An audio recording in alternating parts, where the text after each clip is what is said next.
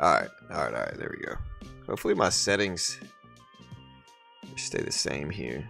Let me know if we're lagging or anything like that, chat. We should be good. What's up, Sam, Guy, Ray, Pawn, Faye, Corey? Y'all let me know if we're lagging at all. You can see like Nvidia dipped a lot yesterday. Dipped a little bit in after hours and then kind of bounced back some this morning. We're currently just under 139s at about 138.40s. We have the S&P 500 at, what's it at right now? They're the SPYs at 605s, gapping up a little bit today again. Broke lifetime highs yesterday. So yeah, we broke lifetime highs yesterday. We did some votes already. 66% say yes, the S&P breaks all-time highs again today. We'll see if it happens. We got GameStop earnings after the bell today that we're going to cover.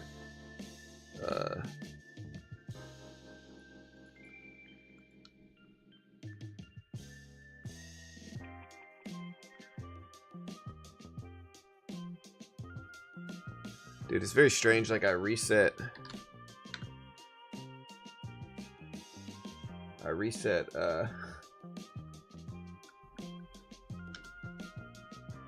Bro, I don't know if it's just me, but like X is like glitching out. Like look at this. What the heck? Hey, what's up, Beach Bum? What's up, Rojas? What's up, Maria?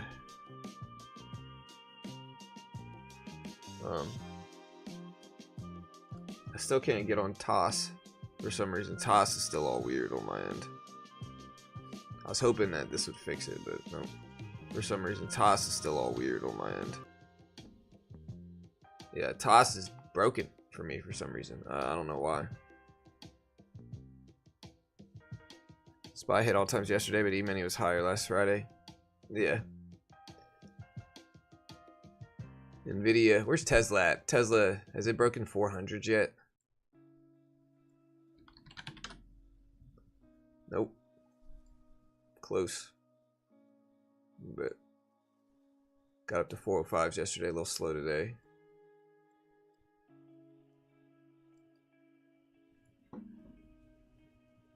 Vote on the poll. We got the poll going live. Again, 64%. Yeah, I don't know what's wrong with my TOS, man. TOS is, my thinkorswim is down. It's been down for like a week now. It could be my computer, you know. It's probably time for me to upgrade PCs.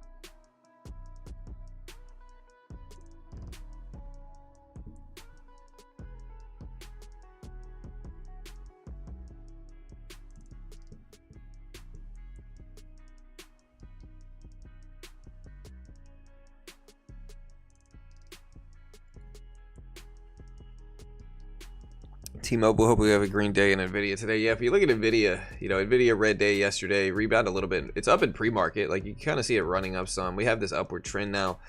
The S&P 500 is slightly green on the day. Tesla is slightly green. So a lot of stuff, is green in markets today, specifically because of, we're green in markets because of red action yesterday, right? So most of the markets gapped down yesterday.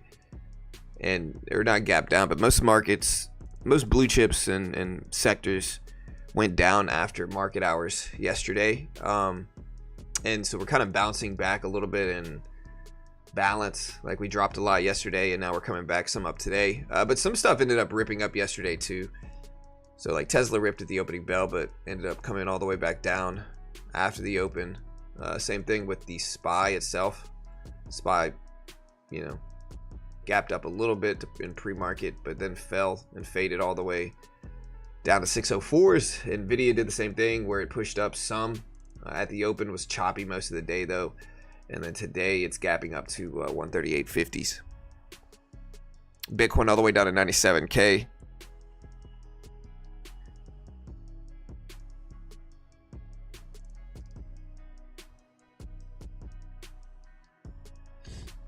So how do you know my PC spec, Sam? I guess like my PC should be fine, but my internet's fine. I'm definitely getting a new I might need a new Ethernet card, but this computer's 5 years old, and so it's probably time anyway, you know, to upgrade. I can write it off, you know, it'll be fine. So they called the United Health guy. So they did catch the UNH guy.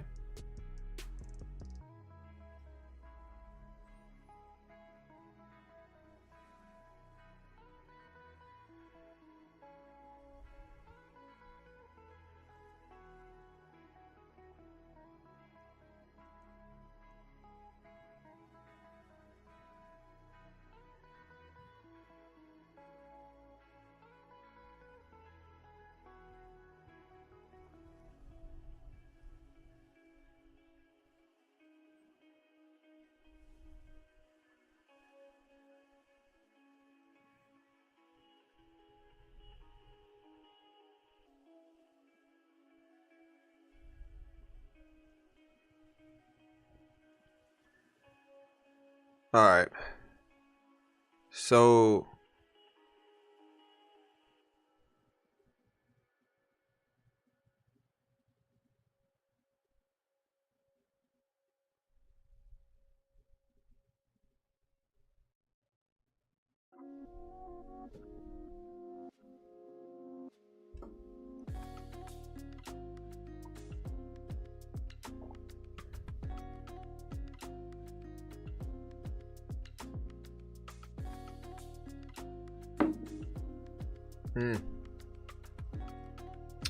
all right, so I'm looking at rest of markets here. What I see right now is gold.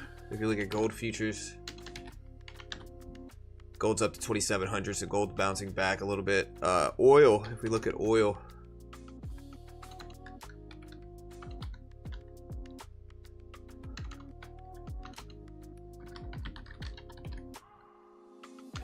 I know oil was /CL on my end. I don't know how to find it. For whatever reason, I don't see this.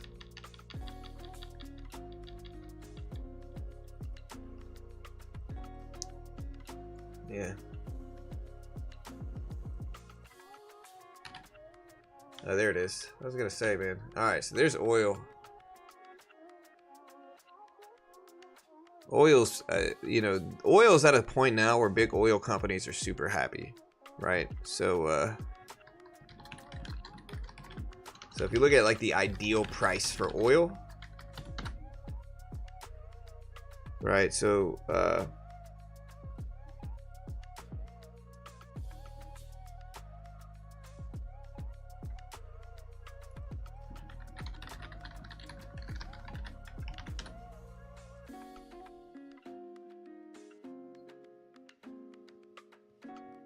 okay, so oil is actually a little bit low.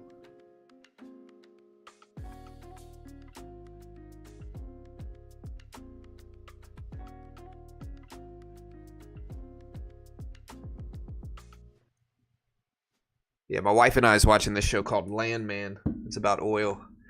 According to that show, they say they want to keep the price of oil between $76 and $88 a barrel. So if that's the case, then oil's actually a little cheap right now. It's a good show.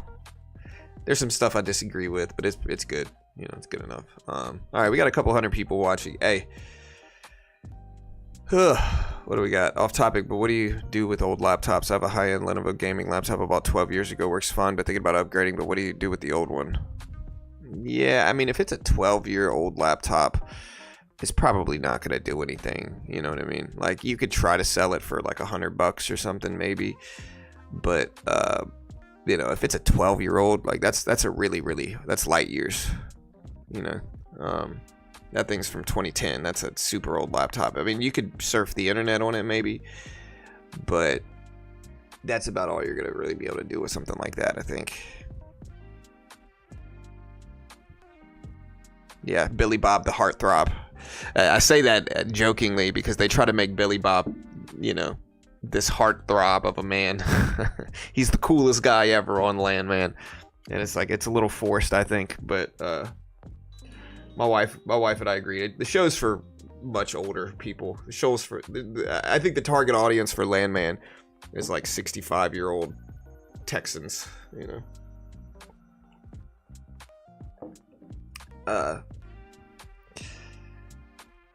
Yeah, it does.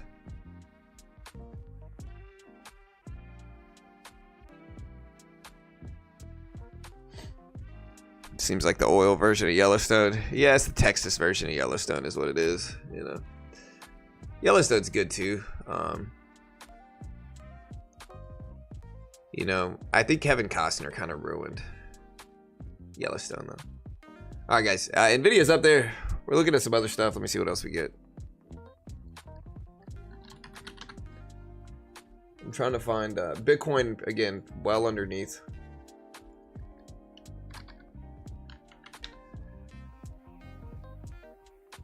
Pepsi down. What else did I buy? I bought Coca-Cola. Most of these are long-term though. Coca-Cola gapped up a little bit yesterday too.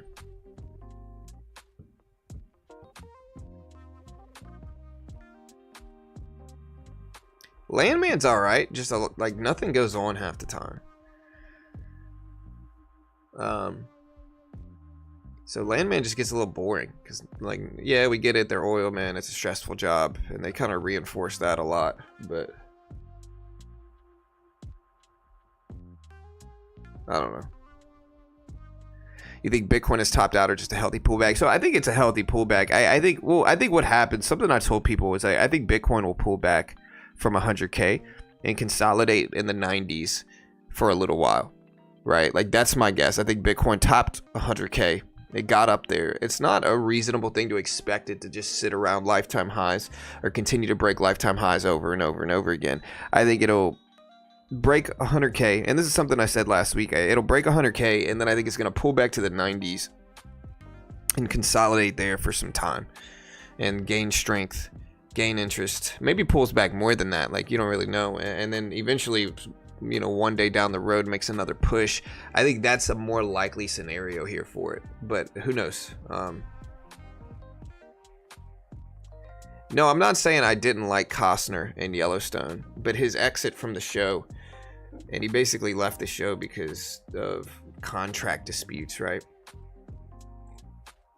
Him leaving the show made them kind of scramble to end the show. Like, I would have loved Costner to take a pay cut and just finish the show like he should have. You know, you even say, hey, we could finish the show in a couple of, like, in 2 episodes. Just come out for filming for a couple episodes. Let us finish the show. And so Costner didn't do that. I thought that was kind of crappy of Costner. And it shows that, like, you know, he doesn't actually care about the audience that much, which sucks, you know.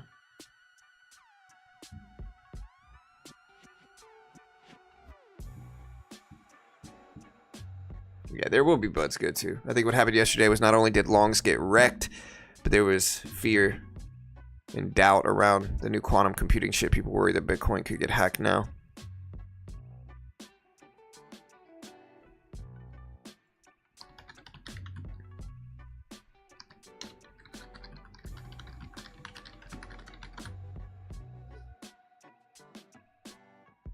All right, so a couple days ago, yesterday, Google announced a significant advancement in quantum computing. They introduced the Willow chip.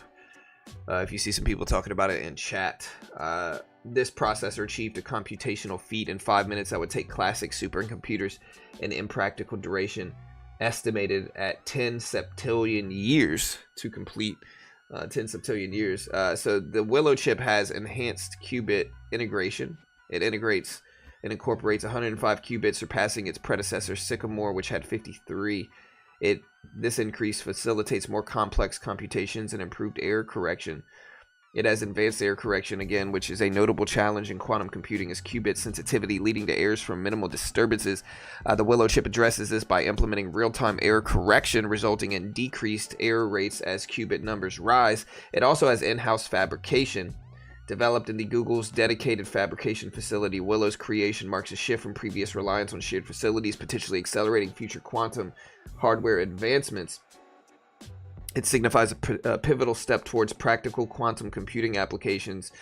Potential areas of impact include medicine by accelerating drug discovery through complex molecular simulations, AI, obviously, with enhancing machine learning algorithms with superior processing, and energy with optimizing fusion energy processes and advancing clean energy solutions. So a lot of people are talking about the Willow chip. If we take a look at Google stock right now, based off of this, obviously Google stock's loving life from this news. It's up huge from this chip. You also got to look at like quantum stocks. Like, what are some big quantum stocks here? IONQ. Let's take a look at these, see if they've gone up. I'm assuming they've gone up big from this. They're down a lot today. IONQ, IBM, Intel, QCI,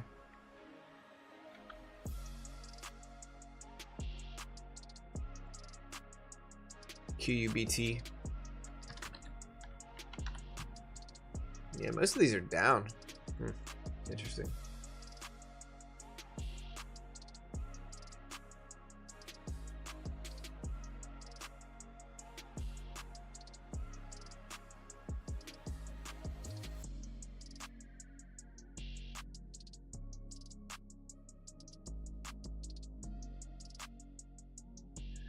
I don't know. I didn't like Horizon that much. I saw the first 2 episodes of Horizon and never finished it. It just didn't wrap me in.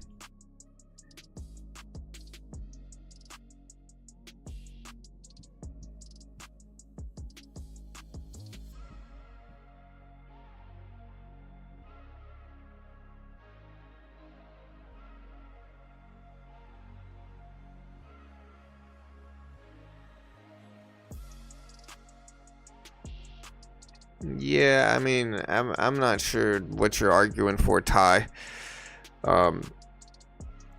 Basically, what Kevin Costner did was he got a contract for a competitor show to Yellowstone, and so then he decided mid-season to leave Yellowstone, and they offered to pay him a little bit less.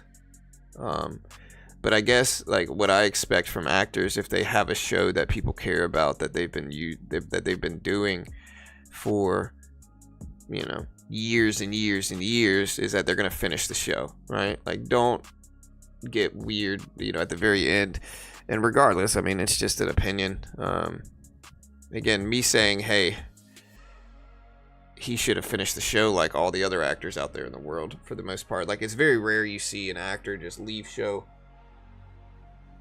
leave mid-show, like before the actual show ends, and then just join a competitor show, and you know, it's kind of like a spit in the face to everybody that watched the show, you know. And I think that's kind of wrong of him to do, but hey, you know, yeah, but it doesn't matter. You gotta finish the show, you know. And I think it's a bad look for him, for other shows, because I think it's going to make people trust him less to finish shows that he starts.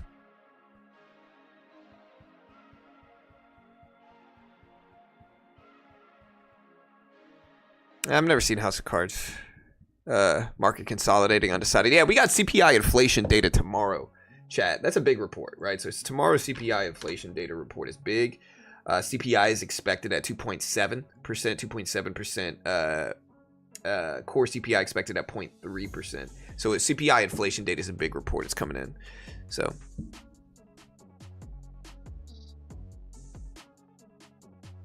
would you recommend a hedged position today, buying calls and puts? I'd rather just not buy anything. You know, again, Wednesday, tomorrow, we got CPI 0.3% expected for core, 0.3% expected for regular, 2.7% expected for year over year. 3.3% expected for core CPI year over year. So I think the market could just be flat leading into that. You know, I think that's possible. I think if we look at the Nasdaq here, Nasdaq's at 21.5s. And yeah, we'll see if it pushes up. We're at 21.5s now for the Nasdaq.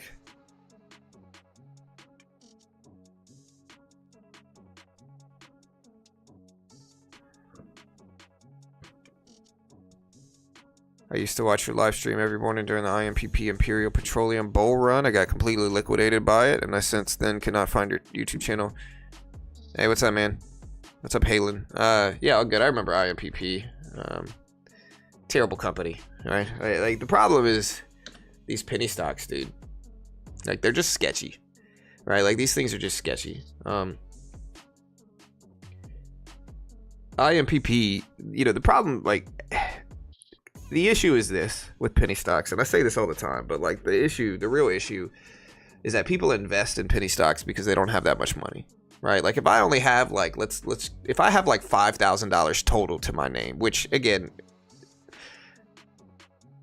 in my opinion, is not that much money if you want to trade or invest, right? 5K is starter amount of money, to be honest. But if I only have 5K, I'm more tempted to buy terrible, small, cheap stocks because, you know, the delusions of grandeur that an investor is going to have is like, oh, well, if I buy the right stocks, I could turn that 5K into 50K. The problem is that is so improbable. That's so freaking unlikely that most of the time you're just going to lose that whole 5K, you know?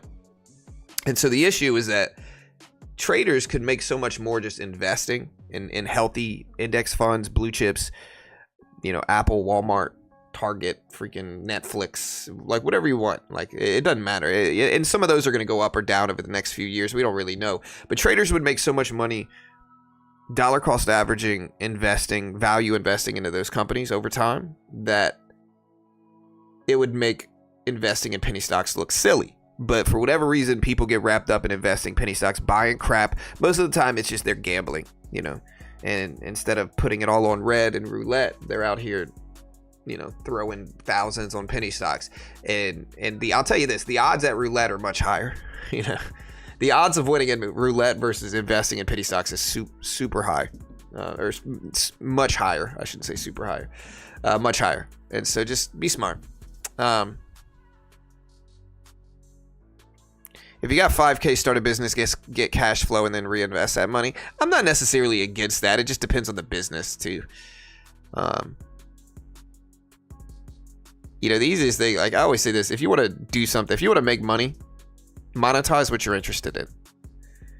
You know, if you like watches, start a watch business. You know, if you like freaking whatever, start that type of business. Monetize what you're interested in. Figure out what you're passionate about, what you genuinely enjoy, and monetize the hell out of that. You know, that's what you do.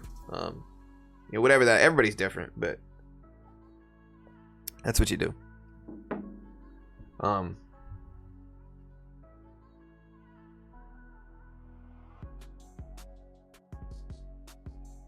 People don't think like that. Small stocks are played by pro traders. No, they're not. Again, if you genuinely think that, Shan, you've been misled. There's a big common theme in investing, and it's follow what big money does. You know who overwhelmingly does not invest in penny stocks? Big hedge funds and big money and pro investors and traders. You know, the only pro traders you see in the penny stock realm are the ones on YouTube trying to sell you mentorship programs, brother. And you know, not all of them, but most of them are nonsense. And so if you get wrapped up buying a mentorship program by a pro trader on YouTube, you know, you're just getting talked into it. You know, follow what big money does. Big money doesn't invest or even day trade penny stocks ever, almost.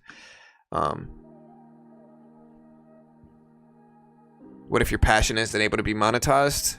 What would be the next thing? Well, figure out what your next interest is. The easiest way, figure out what your most monetizable interest is. You know, it's not going to be everyone. I can like jumping on a pogo stick, you know. Should I monetize that? No, of course not. You know, but if I have other interests that can be monetized, you know, figure out what that is. I'm not talking about monetize a YouTube channel. I'm talking about build businesses around things that you're interested in. I'm not talking about growing a YouTube channel. I'm talking about building businesses around things that you like. You know, if you like sports, you know, start a sports business of some sort. There's a lot of them. Don't sell gambling picks. Again, I know some people, and I think it masks people who are not super successful, right? Like an example of this is like, dude, I see so many people that I grew up with, right? I grew up in Baton Rouge, Louisiana. So I grew up in Louisiana, right? So it's a different culture than Texas, to be honest, in good ways and bad ways, right? But I know a lot of people that I grew up with that, you know, they talked a big game growing up about how big and successful they were going to be. And then they just weren't, right? They just didn't do anything. And a lot of them kind of held on to that kind of like childish, like almost like teenager, like mentality of like, yeah, I'm a gangster and I'm going to get rich. And these are like, most of them are white suburban kids, just to clarify, you know. But they're acting like the biggest gangsters in the world, even though they grew up in the suburbs. And, you know, the issue is that some of them just never let that go. And they're still acting like that almost 40. You know, now that they're almost 40. And a lot of them are just not successful. Look at the Nasdaq break highs. And so they end up trying to sell these mentorship programs for like bet picks, right? They end up acting like sports betting gurus, right? And again, just to put this into perspective, right, it kind of goes back to the penny stock argument. The amount of people that are actually make money at sports betting are very, very, very low, and the people that actually are making money are certainly not selling mentorships or guru services around the bet picks, right? Like if you're genuinely successful at sports betting, that platform will boot you off in a heartbeat. You'll get kicked out of that platform. They'll send you a back off notice saying, hey, we don't want your action. You can only bet $5 a bet, is what they'll say, you know? And so if you're genuinely good at sports betting, they're not going to let you bet on the platform, you know? And so the actual pros have to like have multiple different devices that they use with masking their IP address. And like they genuinely use arbitrage strategies to trade sports bets like stocks almost, right? Like trades.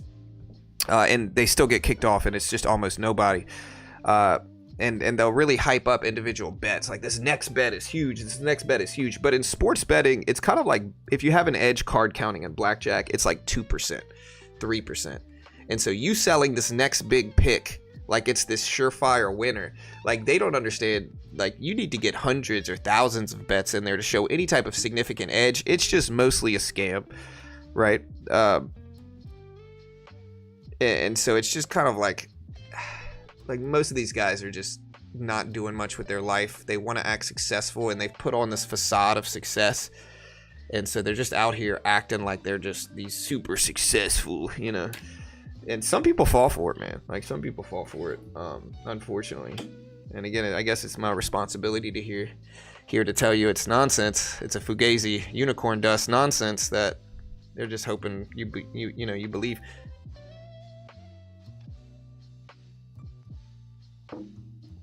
He's unironically right. Yeah, I mean, yeah, for sure.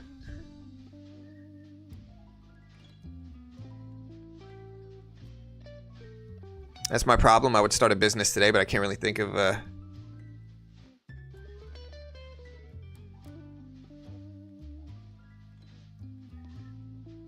started my biz with about $2,000 US.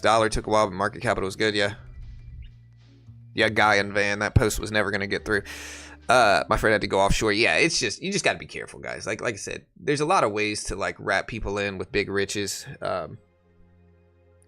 In the end, most of them are nonsense. If it's too good to be true, it probably is, you know, is the truth. And so you just got to be able to identify what's too good to be true. Nasdaq's pumping up today, though. Look at this. I'm trying to see where lifetime highs on the Nasdaq are. I know the SPY broke lifetime highs yesterday. And I know Tesla's up there too. Are you guys bullish or bearish? I asked people, does the S&P break all-time highs? We got hundreds of votes. 59% say yes.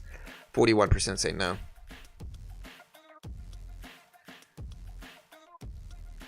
BBIG.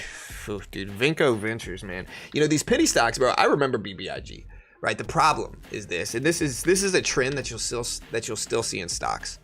All right, you'll see stocks like BBIG, right? And they'll have this freaking gang of interested traders that are all patting themselves on the back, talking about how rich they're going to get based off of a super obscure, sketchy penny stock. And, you know, sometimes these followings grow to be very large, right? So you got all these different traders that are like, yeah, we're going to be rich. BBIG, Vinco Ventures.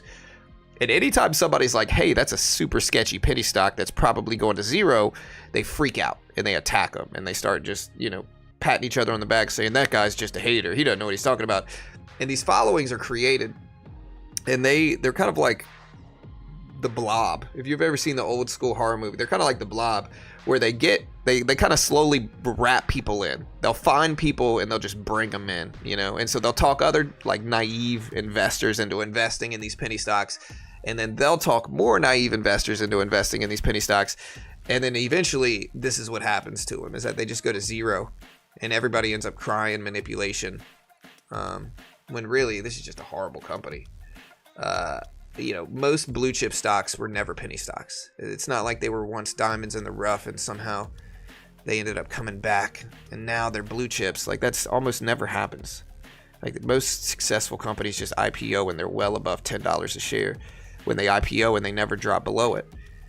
Most blue chips in the S&P 500 did just that, right? They were never penny stocks. And so this misconception of people investing in penny stocks thinking that they're going to grow into blue chips if you just water them. I'm not saying none of them do, but it's not a super high percentage of them that do, you know. People get wrapped up in that, man. And look at the long-term chart. It's horrible. Yeah, there might be diamonds in the rough that do this, but it's such a low probability. I wouldn't put your money in. I wouldn't put all your eggs in that basket, is the point.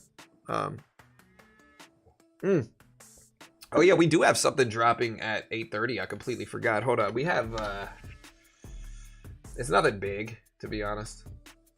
We have non-farm productivity. We'll cover it.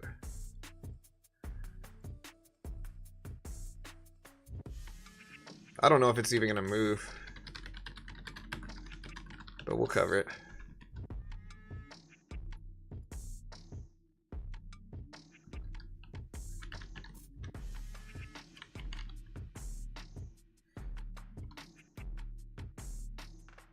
Yeah, I don't know if non-farm productivity really is gonna do anything, but let's see.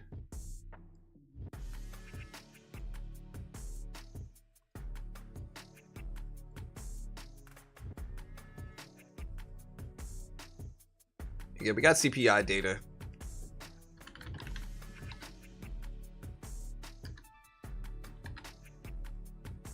Yeah, we don't really have.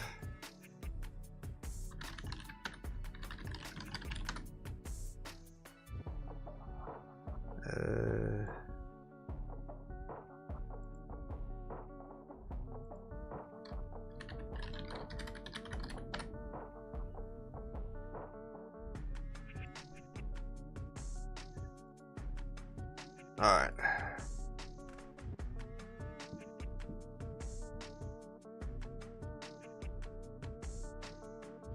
Should the Hawk Tua girl be in jail? I didn't really see what she did.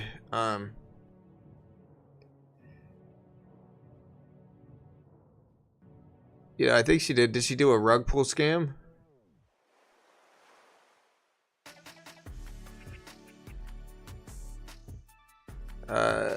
Is that what she did? Somebody said, can I look at Nike? Yeah, I got you. I bought Nike a few days ago, but I'm just going to hold it long term. I think Nike's just down enough to, you know, we bought it a few days ago, and I think we're up on it, but I'm not 100% sure. I might add more. Like, Nike's one of those stocks that I think long term is going to be okay, but I'm not putting all my eggs in it. I think fashion brands can be risky unless they're legacy companies like this. And I still think there's some risk, even though it is a legacy company. So you just got to be smart here, chat. Not a rug pull, but she dumped on everybody, then played stupid. Well, isn't that a rug pull?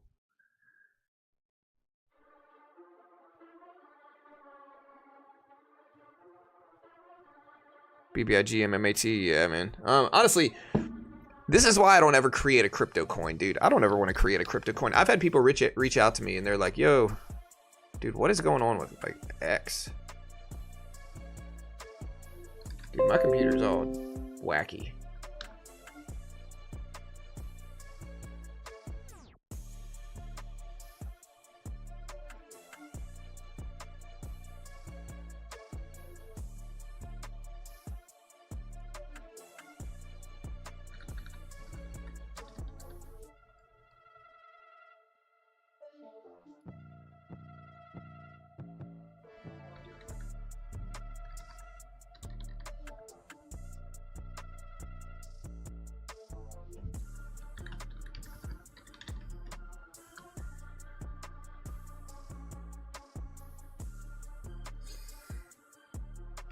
All right, guys. Yeah, but if they did that cap thing where they put a 10K cap, then everybody would freak out too. So I don't know if it'd be much better.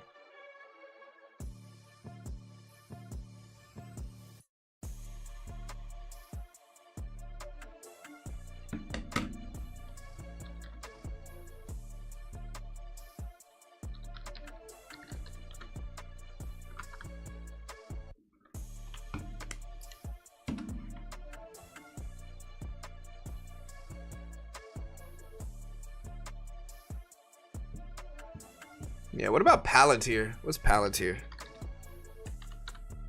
Alright guys, we got 7 minutes non-farm productivity data. She told people from the beginning it was a meme coin, so it has no utility. They took those risks knowing it has not a solid future road plans. Yeah, I can't really knock her for that then. If she told people they were risky, like, and then she sold, then, you know, it is what it is. Can you explain in layman's terms how CPI data affects the stock market? So CPI data is the consumer price index. It's inflation data, right? So it's how much prices are rising for consumers. They're expecting prices to rise tomorrow for tomorrow's report for the previous month at 0.3%, right? So they're looking at the previous month. So CPI for November is expected at 0.3%, which means that prices rose 0.3% in November. They also have year over year, which compares it to the same period last year. 2.7% is what they're expecting for regular CPI year over year. Core CPI year over year is expected at 3.3%. So that's what we got going on. I saw someone put 1.4 million in it and they came out with only 46,000. Yeah, but I mean, bro, like the type of person that puts 1.4 million dollars into a sketchy meme coin backed by the Hawk Tua girl, like, dude, like, I'm not saying they're dumb, but I'm not about to hire them, you know? Like, that's the dumbest thing you could ever think of. Like, oh, let's put millions of dollars into a Hawk Tua meme coin? Like, what a freaking stupid thing. Like, how, like, what did they think would happen? They thought Hawk Tua was going to be the next coin of the year? Like, come on now. Like, they got to make better decisions here, man. I mean, I don't know what she did. I can't knock it either way, right? Let her, like, I don't know enough information about it. But come on now.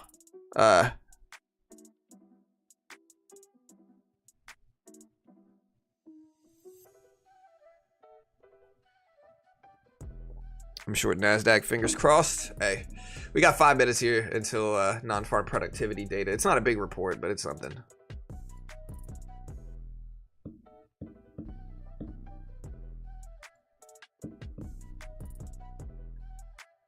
Yeah, they're not the sharpest tool in the shed if they're putting millions into the Hawk Tua meme coin, you know. And I don't think we could really get upset about it. You know, play stupid games. You know, I promise that was not her decision. Yeah, she has nothing to do with this thing. I'm sure. Like, she's just the face of it. All right, Nasdaq's pulling back a little bit here. Yeah, CPI data tomorrow is big.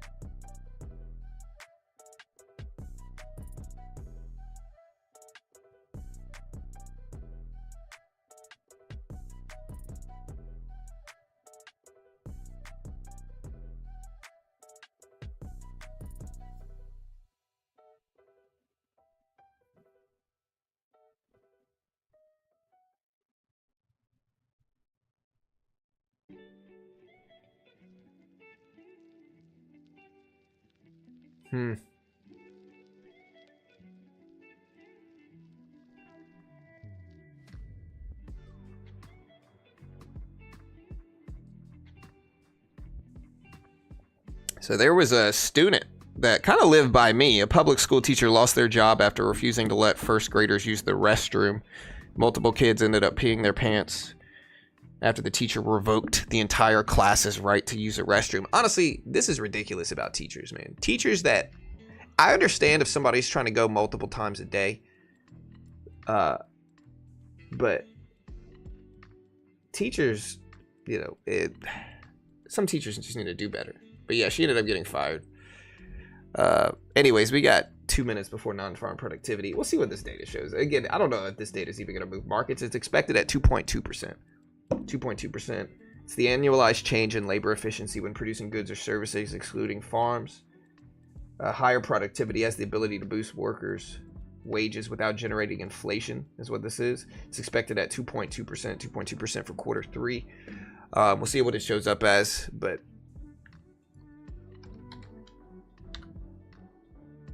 we got about a minute and 20 seconds left.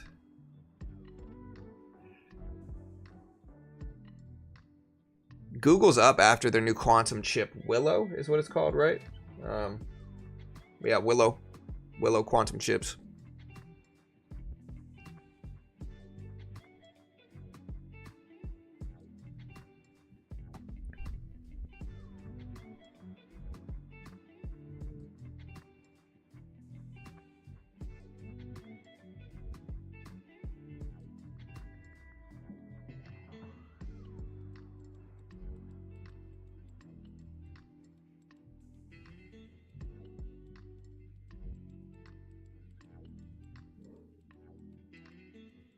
All right, so Nvidia dipping down. Here we go. So here's the report. And it drops in about 25 seconds. 25 seconds. Not the biggest report.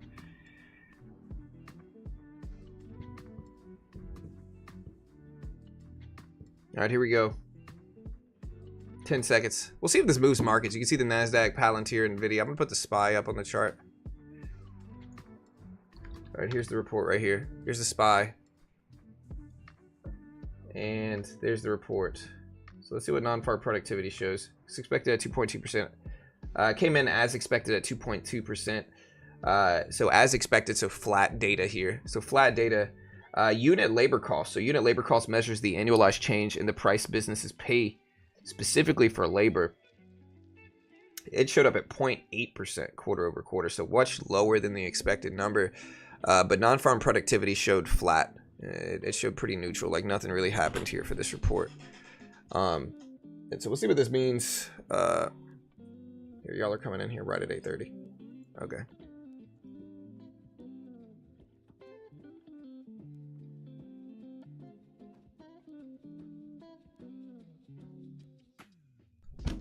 All right. Yeah, so non-farm productivity, as expected, didn't really do much to impact the market. I think what the big numbers that come out tomorrow is CPI inflation data.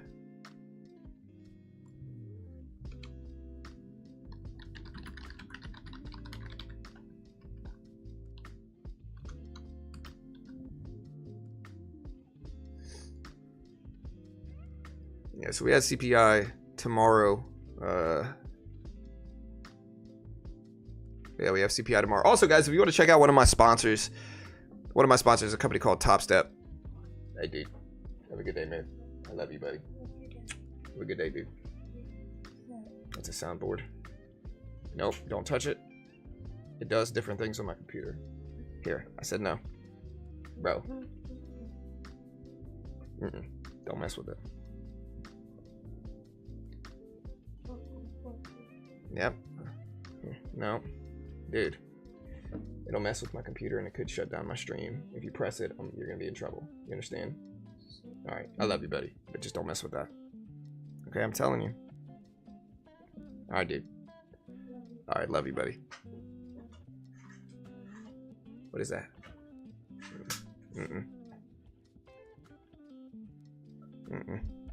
What does that do? All right, Nasdaq's breaking down. SPY's breaking down a little bit. All right, dude, I love you, buddy. Have a good day at school, man. Love you, bud. All right. My son comes in here, sees my soundboard, wants to play with it.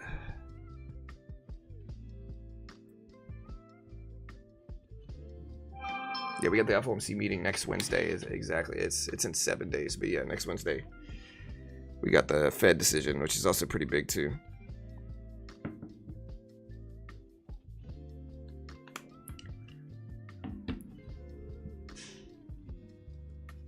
Happy fam, what's up? Tiny. Yeah, FOMC is in a week from now. All right, guys. Again, if you want to check out one of my sponsors, check out TopStep. TopStep funds traders in the futures market. They give you a demo. They test your skill with it. If you pass the test, they fund you. If you fail, you only lose what you pay for it. In this case, the base one, you lose $49. But if you pass it, you get a 50K funded account with a 90% split, and they pay out millions. They paid out over 150 million since 2020. They fund thousands of traders, pay out millions every year. A great way to learn how to day trade. Most day traders lose, right? I don't care what kind of course you take, who you follow. Most day traders are going to lose money. And so you can either fund your own account trying to look cool in markets, or you could try a funded account program. If you fail, it's not the end of the world, you know, but if you pass it, you get a 50K funded account, 90% split. You get to keep your first 10K in profit. And in the futures market, you can day trade the S&P, the Nasdaq, the Dow, Russell, gold, some currencies. Patterns are super similar to blue chip stocks if you trade indices. And you can see NVIDIA here on the left, and then the futures contract for the Nasdaq on the right. It looks very similar. No? NVIDIA, Nasdaq futures contract. You can day trade this right side. No PDT rule. Great way to learn how to day trade, and most day traders lose. So if you want to check it out, great way to help support the channel. There is the link. Again, they are an affiliate of mine. Remember, I have no freaking idea what I'm talking about. I might be wildly wrong about anything and everything I say. I'm not an investment professional. Do not copy me, because remember, I do trade off stream. You're not going to see all my trades. I have no freaking idea what I'm talking about. Don't copy me. Don't sue me. It's not going to work. With that said, you know, there you go. Snap it. Make it go away. All right. SPY at 604s.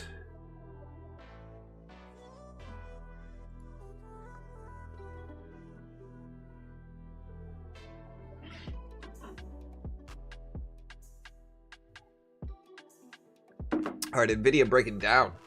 So I'm here, NVIDIA at 138.50. Nasdaq pulling down, SPY pulling down a little bit.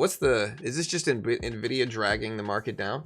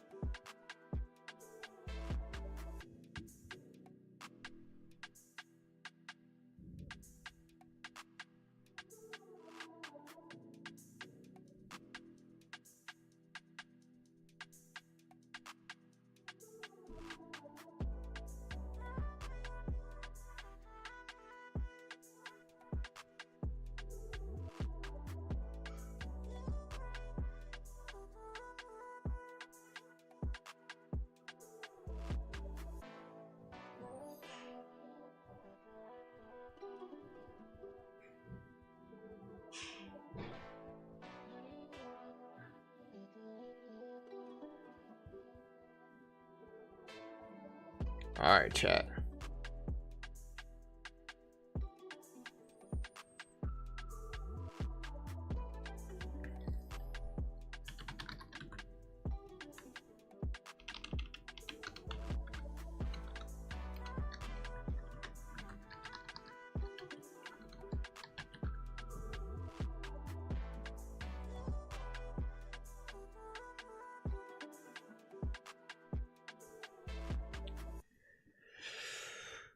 All right, chat.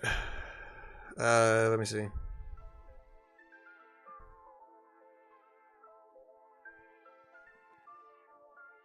Someone sold 1.3 million shares of NVIDIA in pre-market. Yeah, NVIDIA is falling down some here. I don't know what we're gonna get.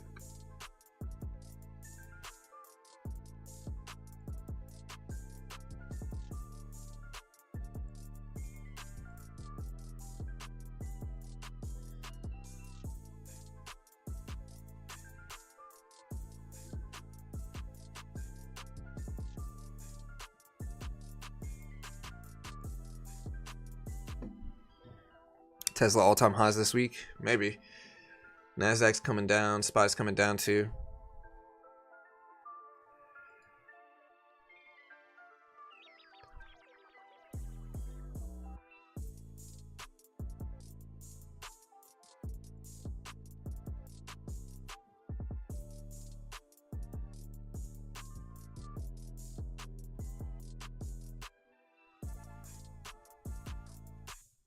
Looking at our poll numbers, we asked people if the S&P breaks all-time highs out. We got about 500 votes. 58% say yes, 42% say no. Yeah, Google News is running the market up here, chat. So, like, if we look at Google, they have their new Willow chip in quantum computing. And Google's up big on this report. Altcoin got wrecked. Yeah, that's how it goes.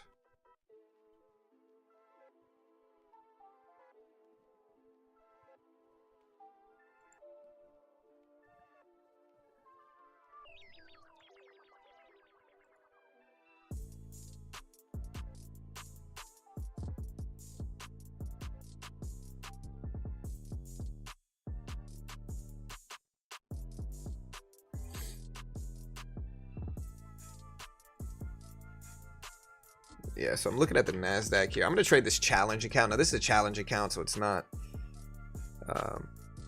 a real account in pre-market. We're down a little bit on this account, so we can just kind of take a big risk. If we get back over the 200 exponential, I will trade some of this live.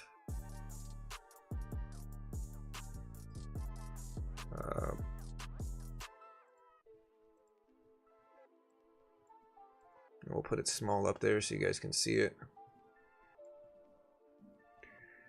Yeah, we got to get back over the 200 exponential to see if we go green. It's hard to tell what we're going to do. I mean, the Google news is certainly helping the market, and Google's a heavily weighted stock. I'm going to put two charts up. We'll put Google up as one of them, though. We got NVIDIA, then we got Google, and then we got the regular Nasdaq anyway. Here's Google. Google's up big on the Willow chip. Again, we went over this already. But yesterday, Google announced a big advancement in quantum computing. They introduced their new chip, Willow. It achieved a computational feat in 5 minutes that would take a classical supercomputer an impractical duration of about 10 septillion years to complete.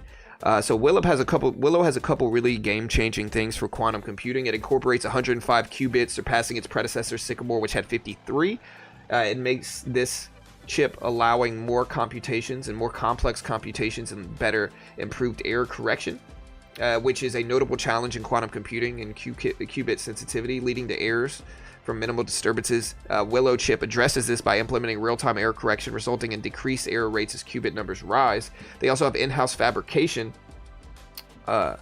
where they developed in Google's dedicated fabrication facility. Willow's creation marks a shift in previous reliance on shared facilities, potentially accelerating future quantum hardware achievements and advancements. So this is going to help medicine and accelerating drug discovery, AI, obviously, and enhancing machine learning, and energy with optimizing fusion energy processes and solutions. So a lot of people are super hyped up about the quantum chip Willow by Google, and Google stock is up big today.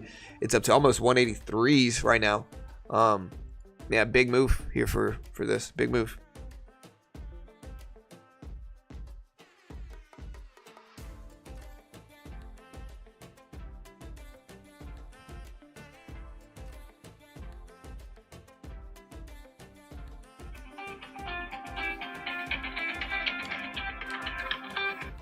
Hello. Hey.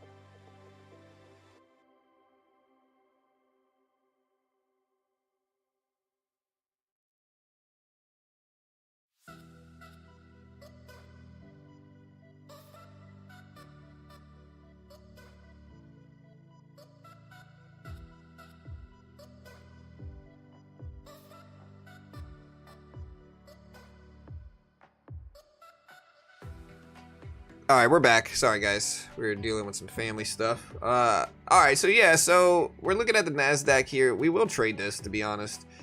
I just want to see if it breaks down some here. All right, so I do want to see if this breaks down.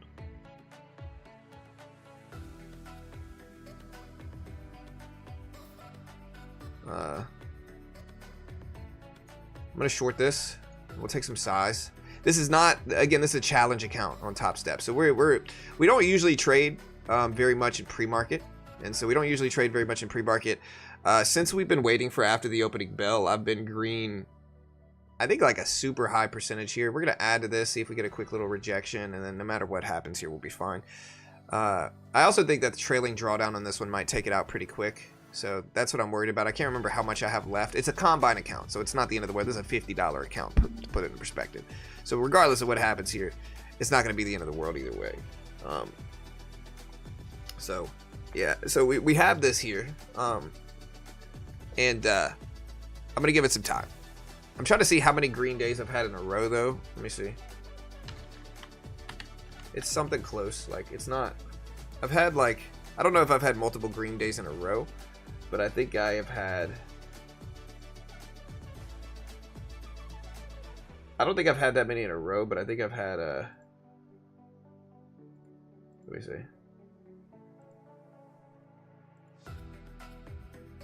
Since Monday, November 25th, I've only had one losing day out of...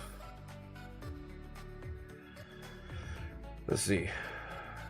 1, 2, 3, 4, 5.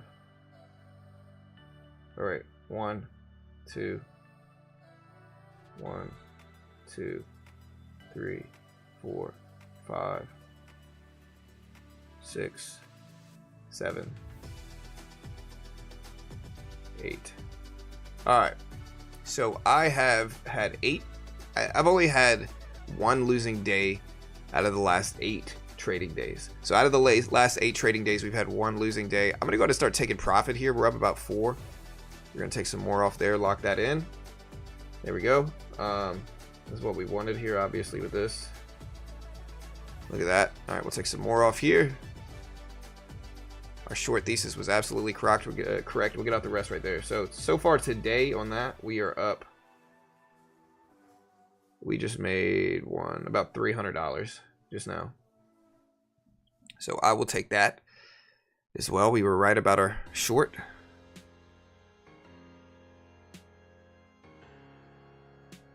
Correct, Fox. That's correct.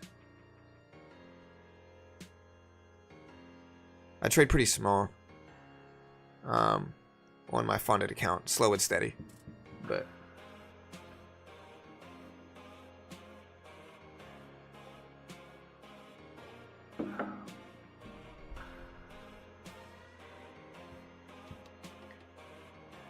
Gold trying to push higher. Yeah, I see gold moving up today. You know, and we have this bearish action. We have the 200 exponential here that I kind of shorted into. The problem is that, like, if Nvidia and Google continue to show strength today, you know, it might drag this back up. You know, and I'm not saying it does, because we're already up. Like, since the chip news and all that stuff, we're up big already on the Nasdaq today. But we're down a lot yesterday, so we're kind of flat. And again, a lot of the time leading into this big inflation report tomorrow, a lot of the time markets are choppy and they're sideways and they just don't really do too much. And so we do get choppy behavior leading into some of these reports sometimes. So we'll see.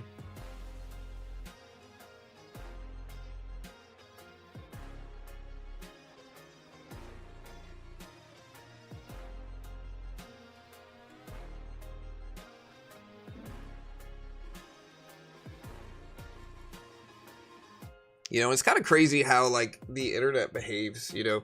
So, like, I have a couple good trades. Silence. It's literally like crickets, like silence, right? But then if I have a losing trade, I swear, like 4 or 5 different people come out and they're like, you see, bro, you did this wrong. You should have done this better, you know. And it's just kind of weird, honestly. And so,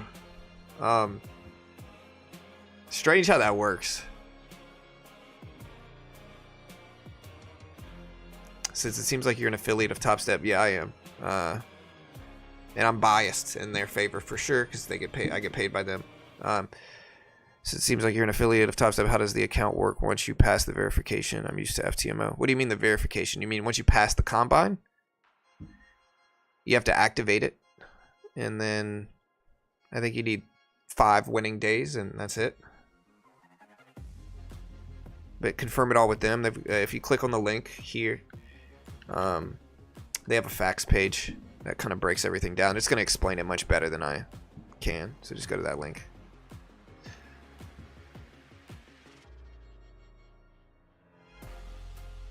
Right, dude. Honestly, one thing that pro traders don't do is they don't sit there and just trash others. Like, dude, I don't care about enough what other traders are doing to really like trash other traders, man. The only thing I'll criticize is investing in penny stocks. But I think when you consider the odds of investing in penny stocks, that's justifiable, you know.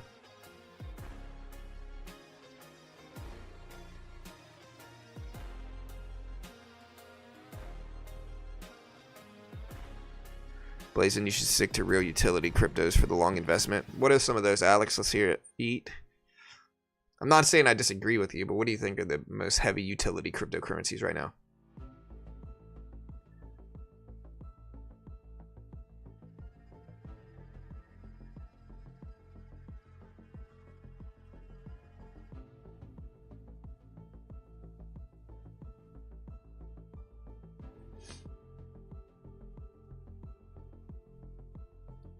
Yeah, I'm not sure who that is or what either.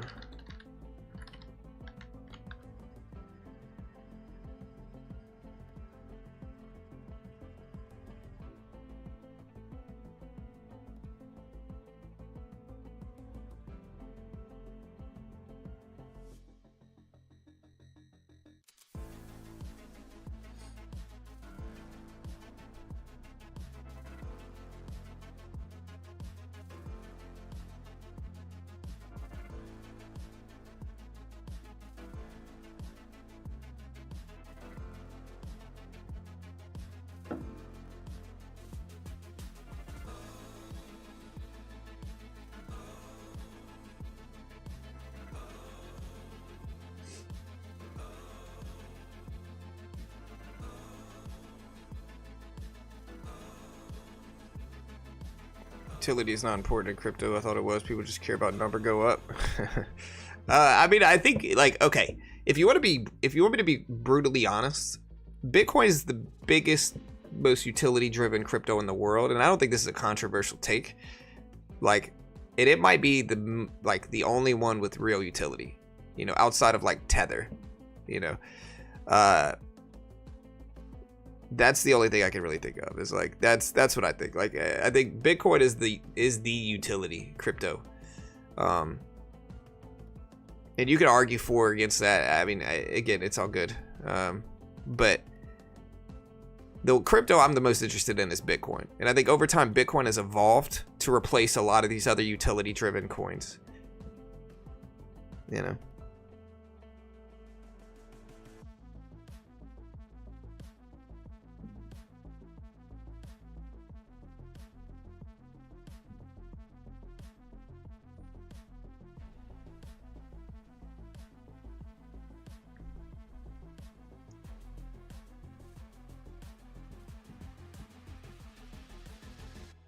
Why do you care what people think of you?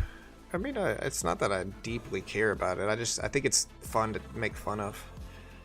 Everybody cares what people thinks of you. You know, like this whole thing, type K, of like, I don't care what people think. Of course you do, bro. Everybody cares what people thinks. Like, the only people, like, people go around telling people they don't care about what people think, care more than what people think about anybody else, right?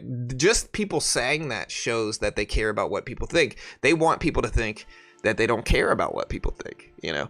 And so if we're being super objective here, everybody cares what people think, man. Outside, there might be a couple outliers, but it's certainly not anybody on the internet, you know?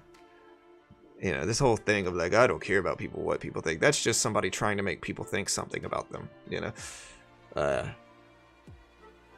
Everybody does.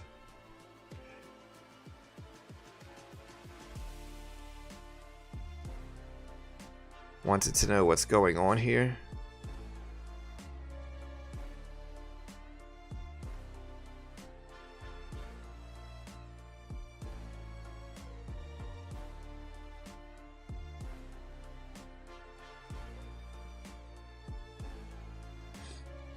Yeah, I don't even know who that is, you know, like mostly guys, like I don't even claim to be an expert day trader. And so if anybody makes fun of my day trading, like they could go ahead. It doesn't matter.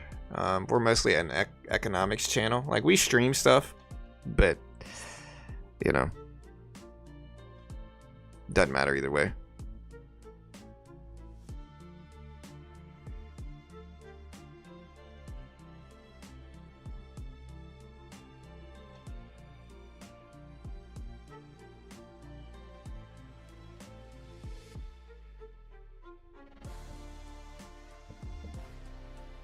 Top 3 trader of all time. I'm definitely the top 3 greatest, most handsome trader in the world right now.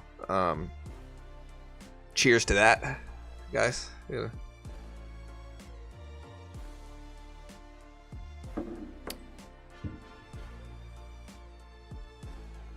TRX.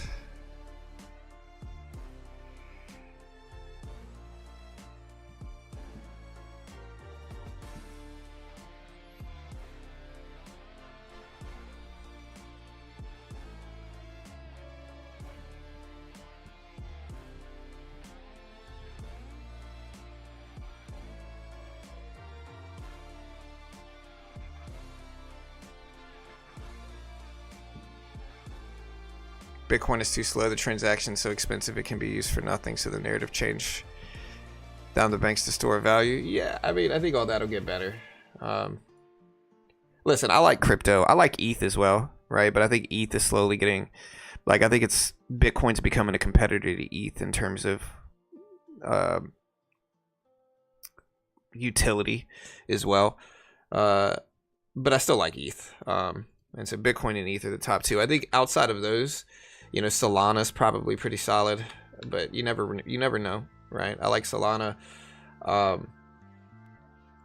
You know, XRP is interesting, but in the end, anything outside of Bitcoin is riskier for sure. So,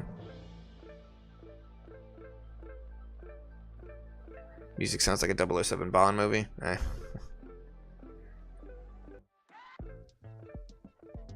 Solana has so many issues. Yeah, maybe. That's what I'm saying. Like anything outside of Bitcoin is risky. But big risk, big reward, I think, in some of those areas.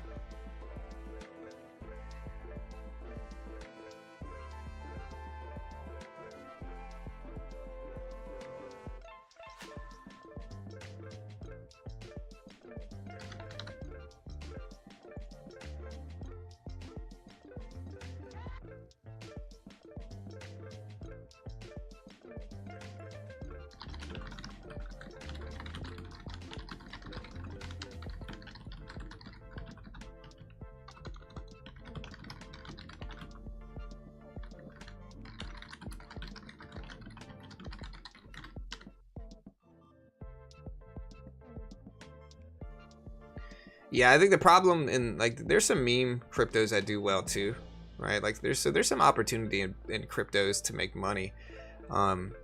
It's more so just a lot of stuff is sketchy, but it's big risk, big reward. In the end, it's big risk, big reward is what it is.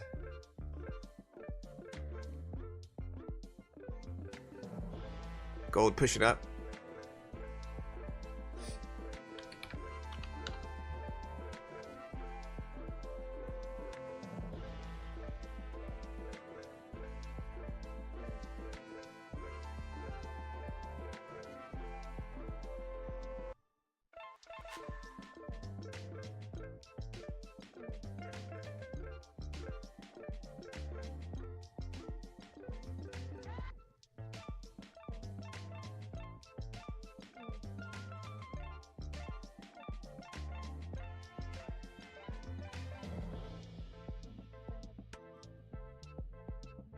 Since fees are cheap, you can easily spam transactions. Is the music too high, guys? Let me know. It doesn't seem too loud. If it is, let me know. Yell at me. It's not high on my end. To be honest, on my end, it's pretty freaking low. But if you want me to turn it down, just let me know. We gotta have some people that agree with you, though, brother. Some people have to agree. It can't just be me here saying this stuff, you know. Yeah, it's okay. All right, good.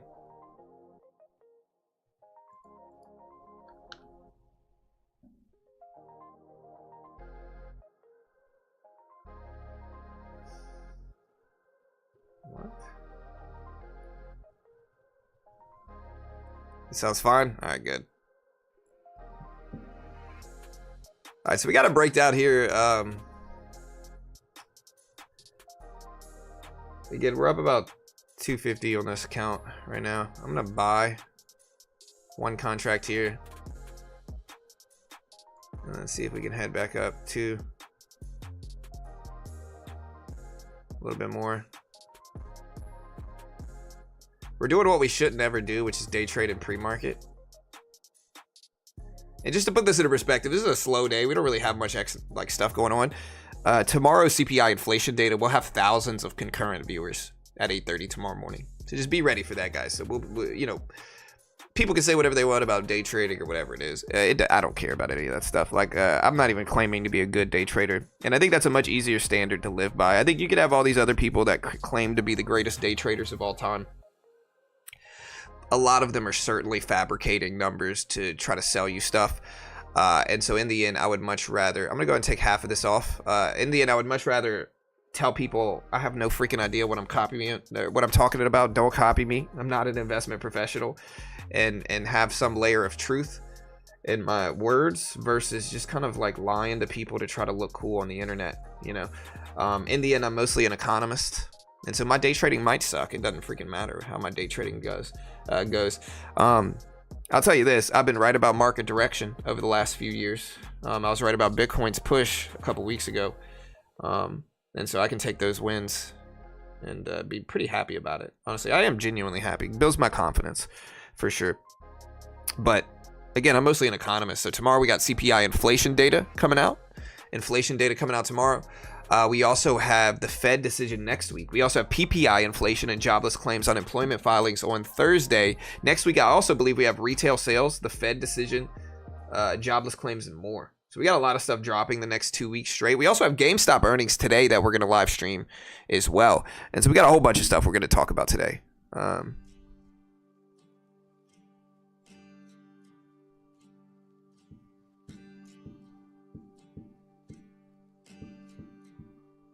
Everybody cares about what people think, Radical. We already went over this, bro. Everybody cares about what people think. If anything, I was just using that as a marketing plug, you know. So, top 3 most honest traders of all time. Hit the subscribe button, chat.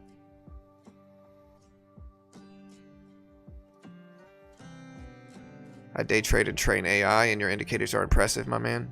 Hey, thank you, sir. I guess. AVGO earnings too much? Yeah, Broadcom. I was talking to somebody at Jiu-Jitsu about Broadcom yesterday. I like listening to your viewpoint in the background as I trade. We are in the fast markets. Yeah. Again, Broadcom ripped up a lot, then dipped a lot, and then Broadcom's basically flat is what I'm looking at. If you zoom in too much, it'll scare you, but you're a good investor is what I see. Yeah. I don't even claim to be, I think I'm a good investor too, but I don't claim to be anything.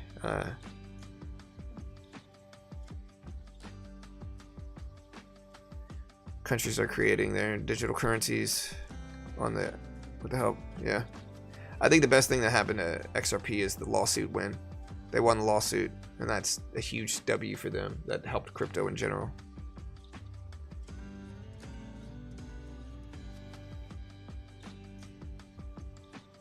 Okay, fine. Hey, Mr. Honest. How many times do you check the mirror before coming on stream? Literally 0. I don't even look at the mirror before I come on stream. That's why I wear a hat. People are mad at me for wearing my hat. It's like, bro, I wake up in the morning and my hair looks like this, guys. You know, this is my hair in the morning. Like, I don't have time. Like, dude, I don't even look in the mirror, dude. I throw a hat on and I'm ready, you know. That's it. And most of the time, like, I'm responding to comments in chat. And so.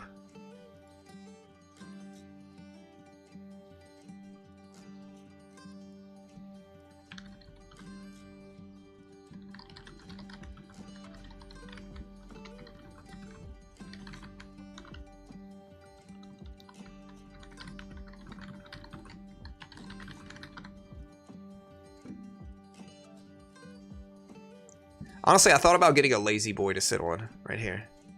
How cool would that be? A lazy boy computer seat. Nah, you handsome, Big John? Hey, I'm gonna turn that into my nickname. I only care about what certain people think. Yeah, I mean, okay, I'll put it this way. Everybody wants to be viewed in a high regard, right? Like, everybody wants to be viewed in a high regard. If not, if not, you wouldn't even dress. You wouldn't even care how you looked every day when you walked out of the house. You'd only ever wear sweatpants and t-shirts, right? And so everybody cares what they look like. Everybody cares how people view them, you know? This whole movement of like, you shouldn't care about what people think, and, you know, I think everybody cares what people think, man. If you're being brutally honest, that's the truth.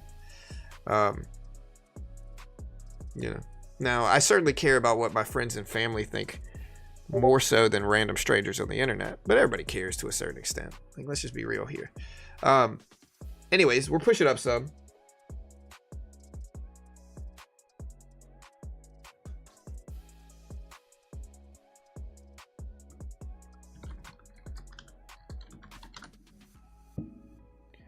I just try not to ruffle my feathers.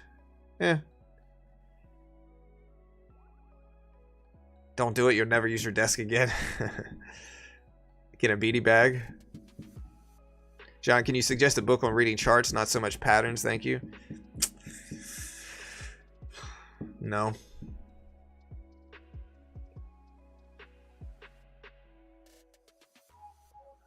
Yeah, I don't really have any books to talk about charts. Charts, you just got to learn outside of books. You know, I never learned charting through book form.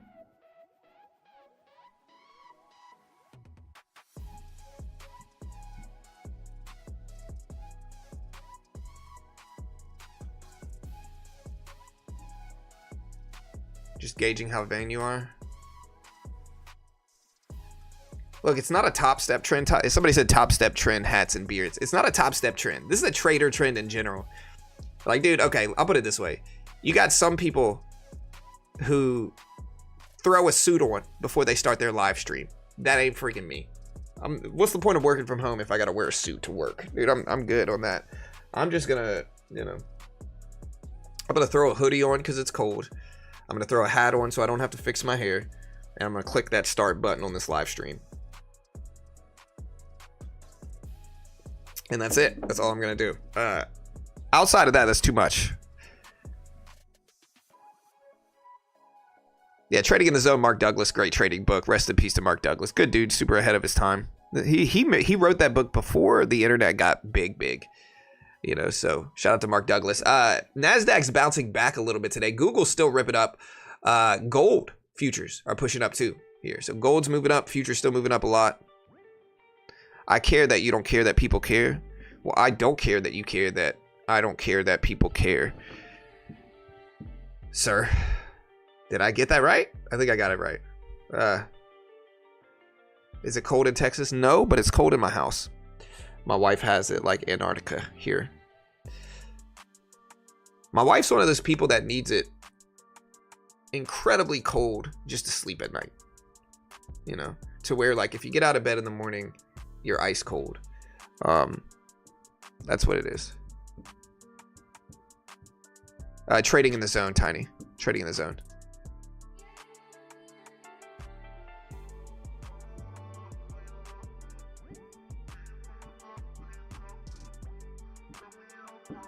What's your thoughts on Rocket Lab? I don't know. I don't know enough about it.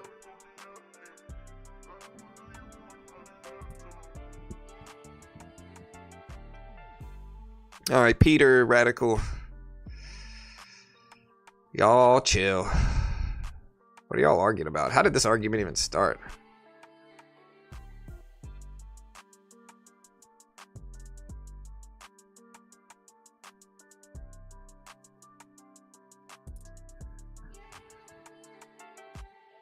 Do you ever use strategy based on the type of candlestick and chart? Yes.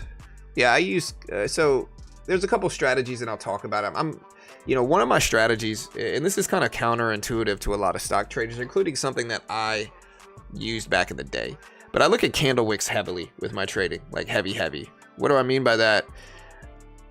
One of my favorite things to do is like, okay, if we get a big candle wick, especially one that hasn't finished forming on the downside, like this, right? The likelihood that the next candle is going to move down and fill some of this gap, sometimes it won't fill all of it, but the likelihood that something like this is going to happen is super high. And so what that means is, like, when I see a candlestick like this, I short. And that's opposite to convention. A lot of the time people use these candlesticks to gauge like buying pressure, because a big candle wick like that signals buying pressure. It means the candle had to get pushed right back up. But a lot of the time they kind of trap traders. So, you know, either this candle will follow through or this candle will come down next. And then sometimes it'll move up, sometimes it'll move down, but it'll just give me an early edge on direction, if that makes sense. It's hard to explain. But, you know, I also look at hammer candles, you know. I look at a whole gang of stuff. Even if I look at this chart right here, right? Like, look at this big candle wick, same thing, gap fill. Look at this big candle wick on the upside, filled about 30, 40, 50% of that candle. So I use those a lot to influence short-term direction.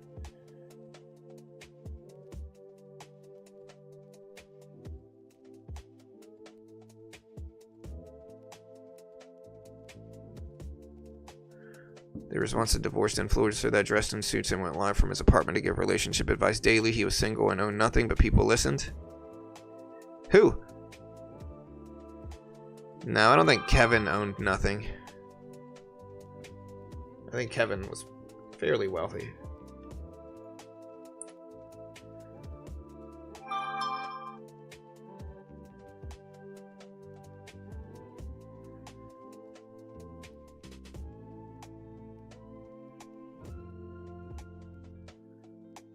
All right, chat. All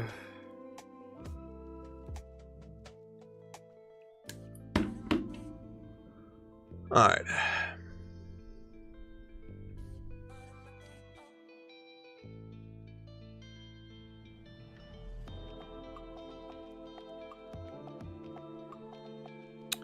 Nice. Look at this big bounce back. We're kind of choppy here.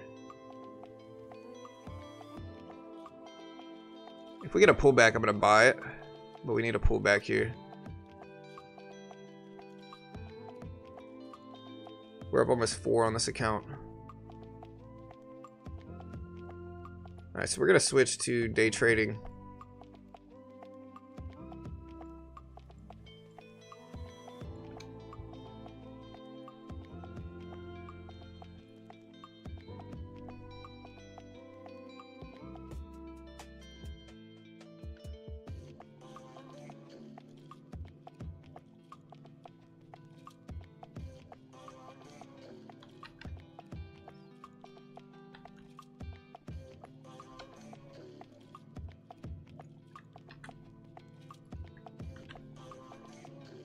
Yeah, we're gonna switch to day trading now, guys, so we'll see what this looks like.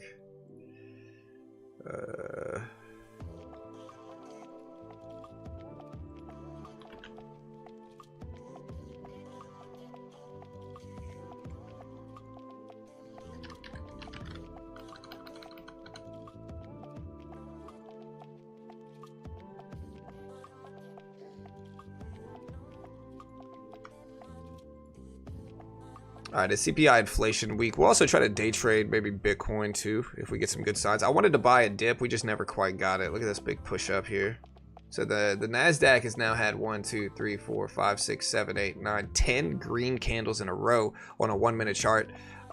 Google's helping it though. Google's up to almost 184s. If we look at Nvidia here, Nvidia's been gapping up this morning as well. A lot of other stuff moving up too.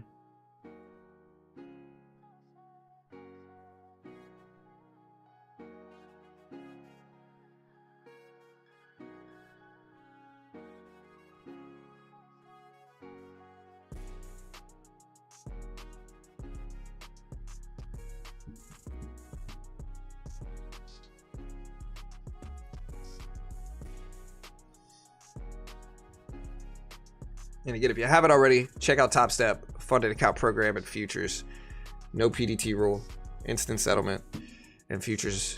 Futures market has no PDT rule. If you use a margin account, you get instant settlement. The good thing about Top Step X is that there's 0 commission, right? So there's 0 commission. You can day trade short, buy market, sell market. Very similar to day trading stocks. If you day trade futures, you can day trade the S&P, the Nasdaq, the Dow, the Russell, gold, currencies in some places. Patterns are super similar to indices patterns or stock patterns. Like the Nasdaq's looking a lot like Nvidia today, but I can day trade this left side here. Very similar patterns to stock patterns. No PDT restrictions. What Top Step does is they give you a demo. They test your skill with it first. If you pass the test, they fund you. If you fail, you only lose what you pay for it. In this case, the base one is $49. Very cheap. So it's not the end of the world if you lose, right? It's 49 bucks for the base one. It's the best of both worlds. $49 if you lose. If you pass the test, you get a 50K funded account with a 90% split, and they pay out millions, fund thousands of traders, pay out millions in actual withdrawals. And again, it's the best of both worlds. If you lose, you're out 49 bucks. If you pass it, you get a 90% split. You also get to keep your first 10K in profit. So it's very similar to funding your own account minus the 10%. And the risk is noticeably less, in my opinion, noticeably less. So it's just a great way to learn how to day trade. Most day traders lose. It doesn't matter who you follow, what course you take, who your mentor is. Most day traders are about to lose. It's a lot cheaper to lose on Top Step than it is to fund your own account. And that's the big edge of it, to be honest. But again, they are an affiliate of mine. I'm definitely biased in their favor. You want to confirm all this stuff with them. I'm not an investment professional. I'm not liable if you lose money. You always got to make your own assessment. Trade responsibly here. Chat. Here's the link if you want to check it out. Great way to help support the channel. Understand CFTC 4.41. Hypothetical or simulated performance have limitations, guys. All right. Now that I'm done shamelessly selling out,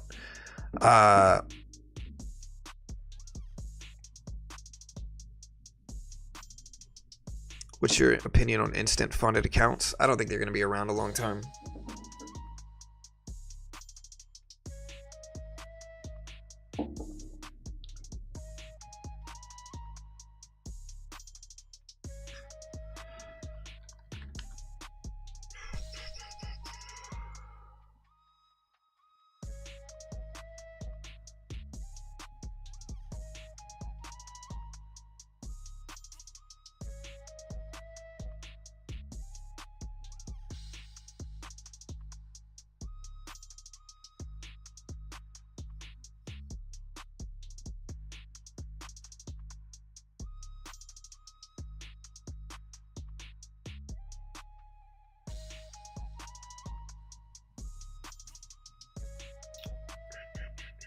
Looking at our votes here, we did a vote. I'm going to do in this poll. We asked people, does the S&P break lifetime highs today? Well, in that poll, 56% say yes out of about 700 votes. Are you bullish or bearish at the opening bell today, chat?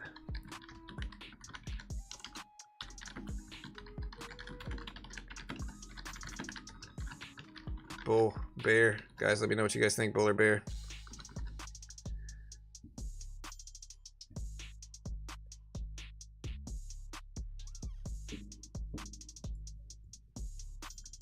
See if we get anything good leading into the open though today, chat.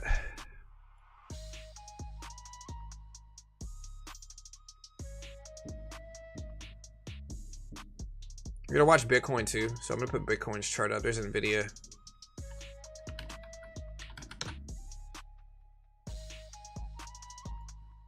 The question is, where does Bitcoin head today? Look at the market run here. I'm trying to see if we have any big news today to justify this big. I mean, we have Google obviously doing well.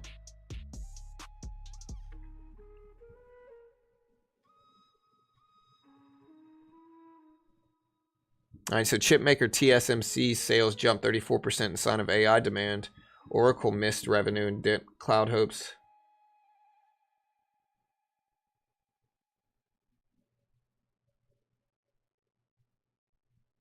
All right, so U.S. futures stall and countdown to CPI inflation tomorrow.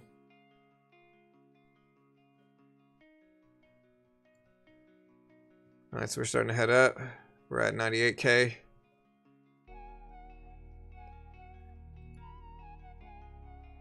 We're at 21.5.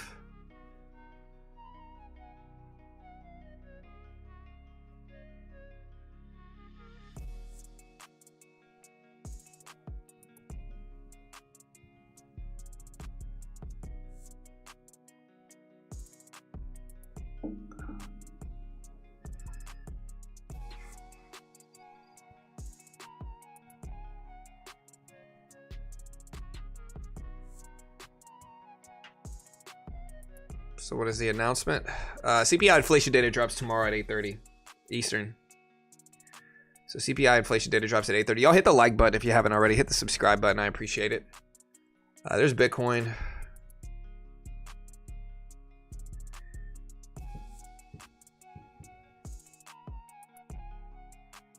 Yeah, instead of doing a crypto show or a Bitcoin or a day trading show, we're just going to pivot this to the day trading stream for today. I had a long bias futures portfolio with leverage between 5 to 25x on Bitcoin and about 15 alts. Binance left Canada and I had to close it all down over a year ago. I'd be doing quite well if not.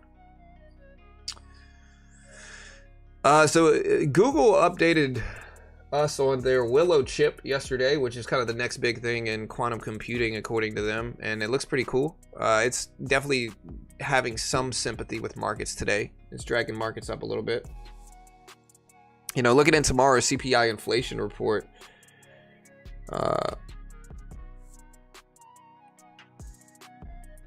you know, again, this week the big focus is inflation. We got CPI tomorrow. It's expected to make a little progress towards the Fed's 2% goal. Economists expect 2.7% annually, an increase of 2.6% in October. On a core basis, strips out food and energy, CPI is expected to risen 3.3% in the last year in November. This would make the fourth straight month of 33.3% reading for core CPI. So core CPIs, they're having a hard time getting core CPI down, which is inflation, right? So this is all talking about inflation. Core is excluding food and energy prices.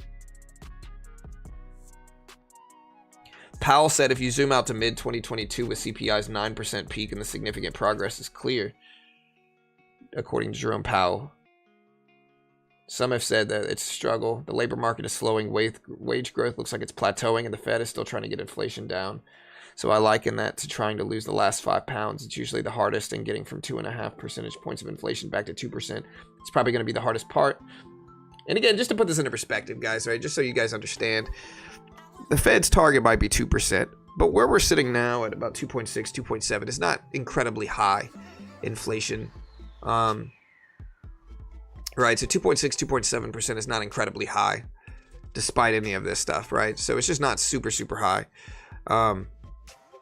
That's the thing to understand. So while we want 2%, 2.6, 2.7 is not super high. Could be worse for sure, and it has been worse over the last few years.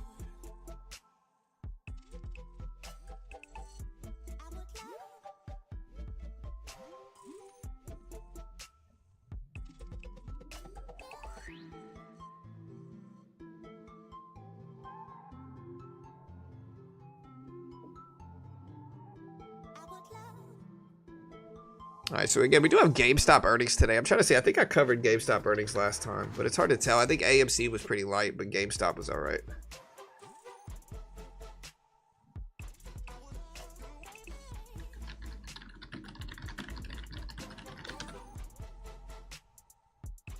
All right, we'll cover GameStop earnings.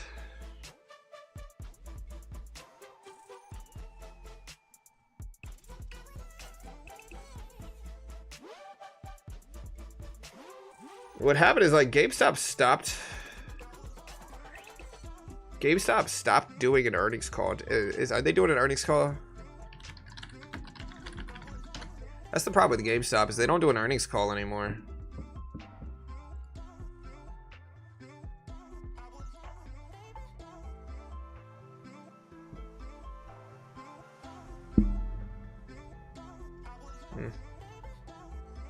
Yeah, the only thing GameStop does now is an annual meeting of stockholders. They don't do an earnings call anymore. Weird. Yeah, they're just releasing the data. We'll cover it as well. If it's not high, then why is everything double? Well, because you're looking at where prices were 5 years ago, and you hear inflation is low, and you're thinking inflation actually goes down, but it doesn't. You think prices actually go down, but they don't. And so when you hear inflation is low, you're thinking prices have gone down to where they were before, and that's not how it works. So once prices go up, we're effectively stuck with them. And the best we can do is slow inflation down to a point in which it's a reasonable, stabilizing number. And so when they say 2% inflation over time, what do you think they're referring to? They're referring to how much prices are going up per year. They want it to go up per year about 2%. you know, but that still means prices are going up, which means that like the doubling prices that we've seen over the last 5 years is not going to go back down. Like you're not going to see prices where they were prior to the last 4 or 5 years. You're stuck with them, right? And that's why when I hear when I say, hey, inflation is going down, people interpret that literally, but it's not. Like I'm meaning the inflation is the rise of prices. The rise of prices is slowing down a little bit. We're not saying prices are literally going down. We're just saying the rise is slowing. And so it's important to understand what all that means.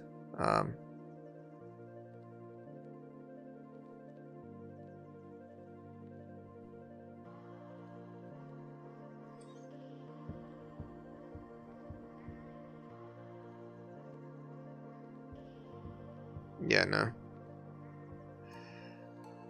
The most volatile prices are core, which food and energy, like gas and food, are the most volatile price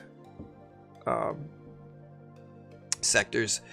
But even if you look at core's been stubborn.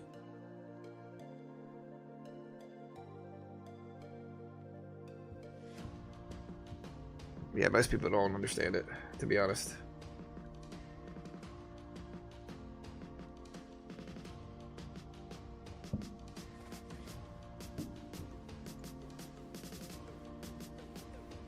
So we got this big dip, and it was kind of necessary. I'm going to short into this now, see if we can get dip some more. It's kind of risky, but it's a combine account. We got 5 minutes until the open. We'll see if we can make some money on this. We got a big cushion that we can play with today, too, so we'll go ahead and take a risk. It's a challenge account, so if we fail, it's not the end of the world.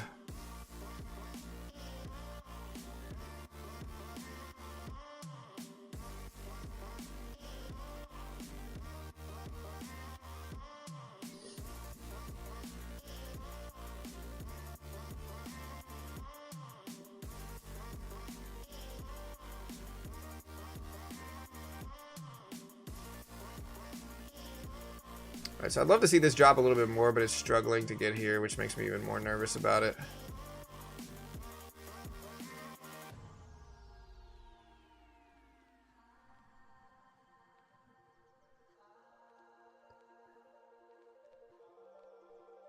Alright, there we go.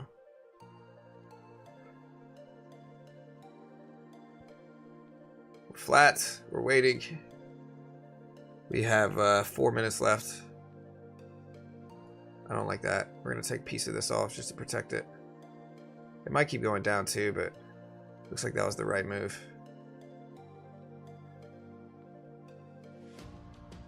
That kind of comes right back down.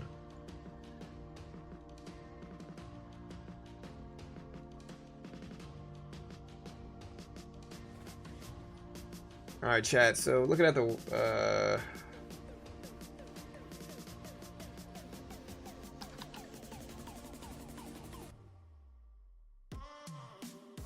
we're gonna lock it in. We're now green on the trade.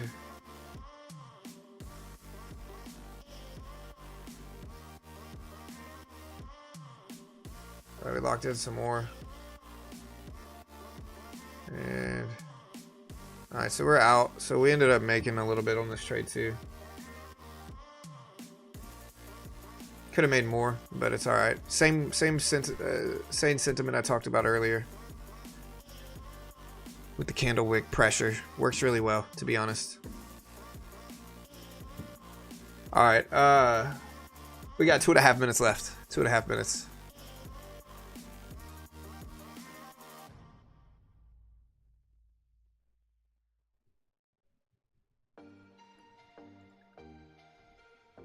And again, if you want to try to trade some of these strategies, check TopStep out. TopStep link is in the description. Great way to learn how to day trade. Most day traders lose too, so it's just a great way to learn.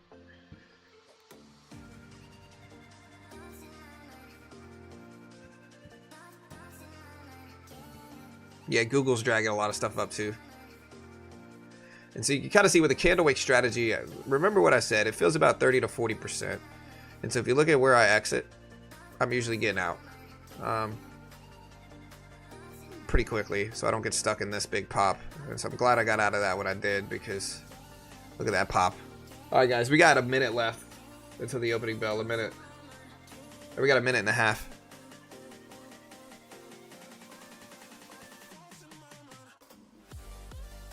Why do you still have challenge accounts? Because it's pre-market and I suck at trading pre-market.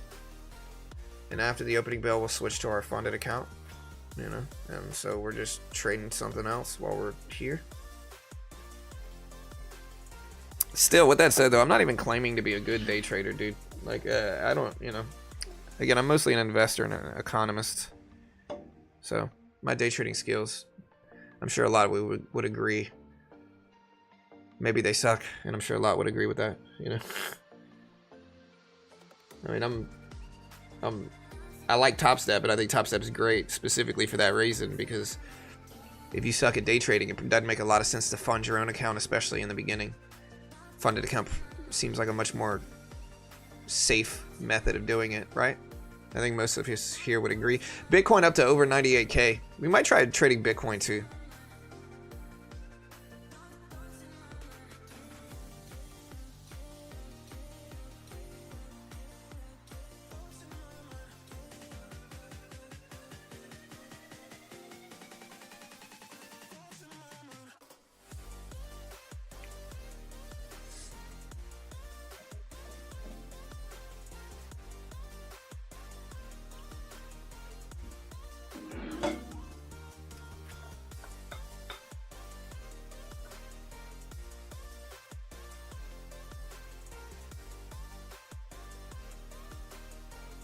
I like the 50 accounts personally, but there's the opening bell, guys. Everybody's different. Here's Nvidia. Nvidia popping up to 140s at the open. Bitcoin over 98K. Market's falling down some here. I gotta look at Apple, Google. All right, so Google dipping down a little bit this morning. Apple moving up some today.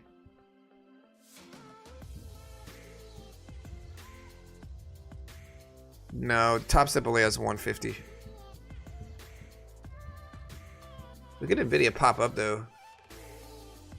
I'm gonna look, this is a challenge account, so I'm just gonna take some risk and I'm gonna buy deep size into this at the opening bell.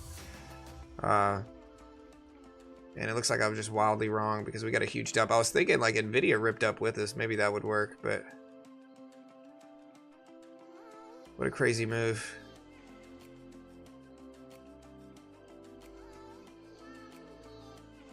Alright, I'm going to get out here, and we're going to be kind of flat on the day now on this account. We're going to switch to our actual funded account, but small size is what we're going to do.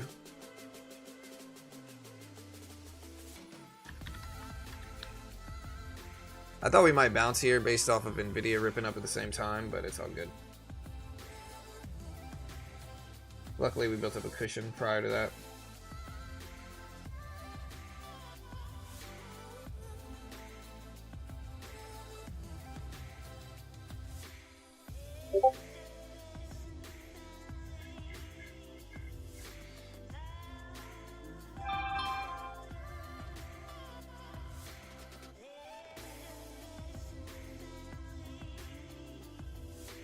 No sound? Y'all should be able to hear me. I'm trying to set some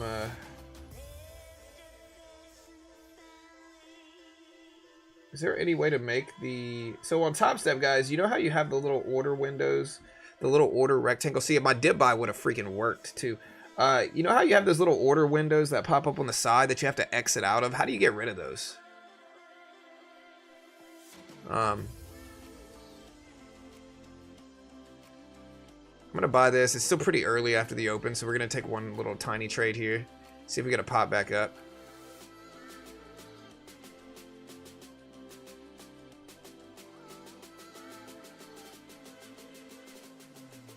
See, the range is too small.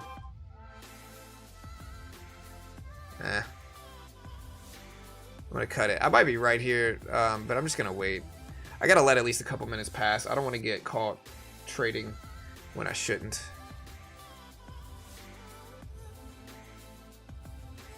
Well, yeah, I'm in settings, but I don't see those notifications anywhere.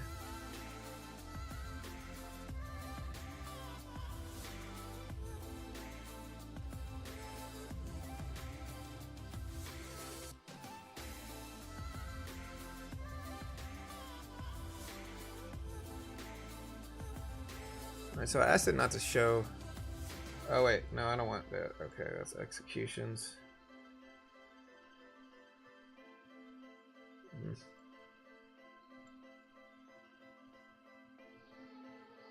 I'll have to figure that out.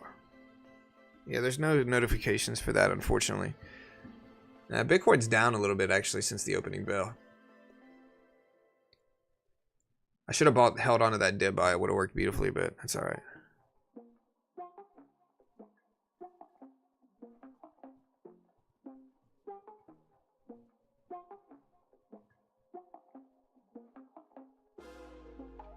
All right, look at that big bounce. I should have... My intuition was absolutely right, but that's all right.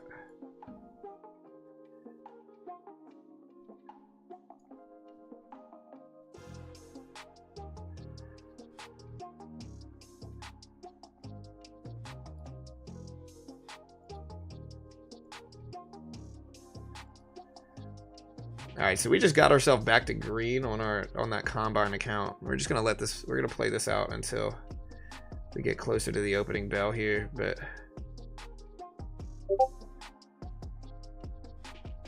all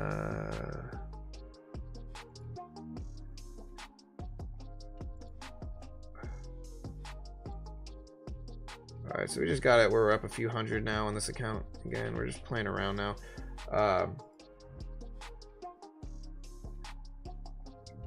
Settings, disable sound and visual alerts. Okay, that's it, I think. Let's try it.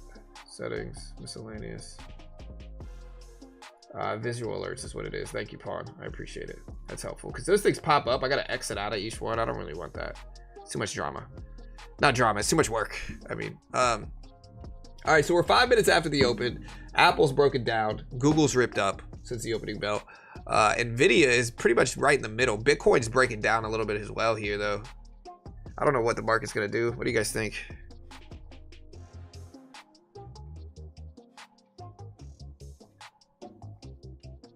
Yeah, I mean, David, listen, not going to get into that conversation, brother. Definitely not something I'm going to get into. Very neutral.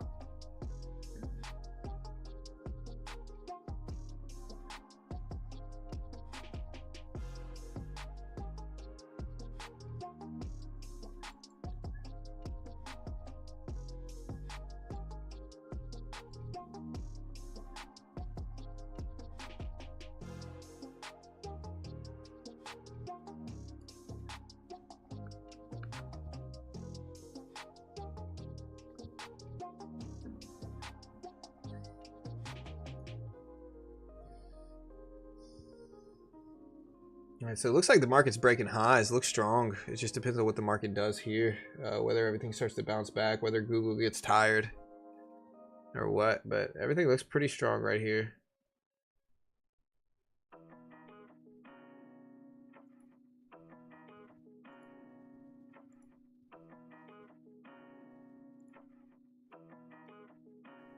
All right, big flush.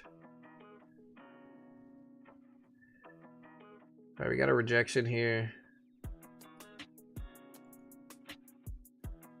So we start to flush down now.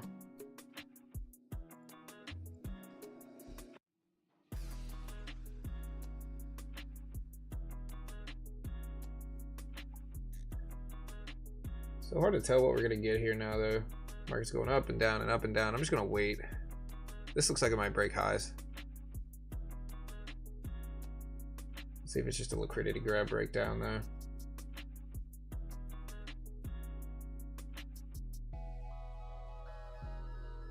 Yeah, it is.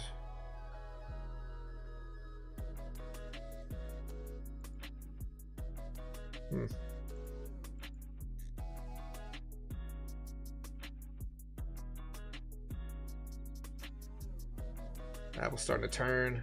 I'm just waiting here, guys. We're a little bit too close to the highs for me here.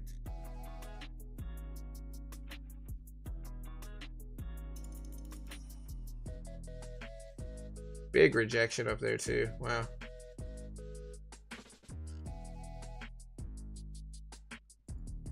Wow.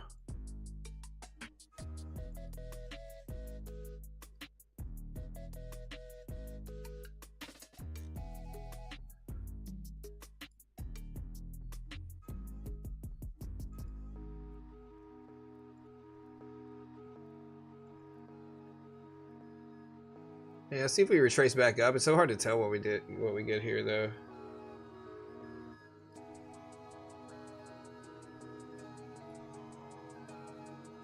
Like, I'm gonna put up my combine account because that's what I'm playing off of here, just so you guys can see it. Man, if I'm willing to lose this here too. It doesn't really matter too much. There we go. We just took a big chunk of that off. Another piece. We're about 5 on this account now. I'll show you guys how I trade it. I think we're gonna break down here, but we could also move up. If we move up, we're gonna short. All right, so we're in 4 contracts, and then 5. Now we're about flat. Ooh, what a move. I'm gonna have to cut this, but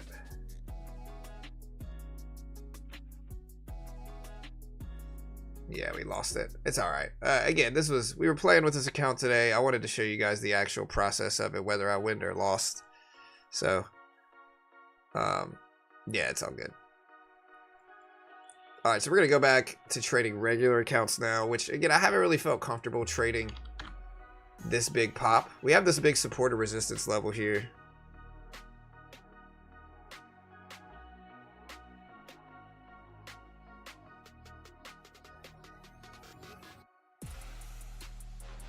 Look at Nvidia here, guys. Wow. Nvidia is just flying up here. I'm going to try to buy this dip, even though it's a little risky on Nvidia. Again, we're in our actual funded account now. We'll see if we can get better here. We got 2 contracts. We got this big rejection, and we'll try to give it some time. But,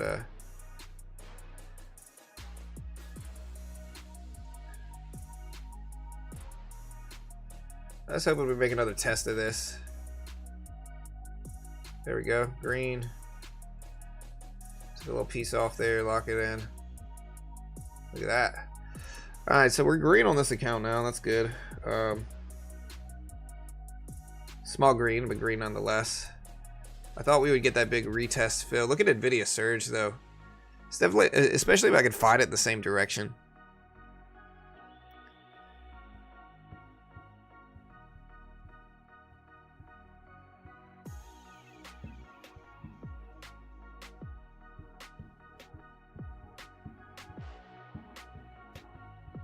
Yeah, Bitcoin down to 97.5s. So we're hitting this big resistance level.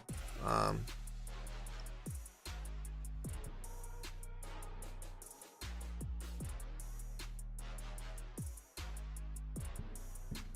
don't know. Bitcoin's just, it's not going to go straight up. You know, it hit that major milestone level. And so it's not going to just never stop. Again, my guess was that it would break 100K and then it would consolidate in the 90s, and then eventually it's going to make another test somewhere down the line, is what I was thinking.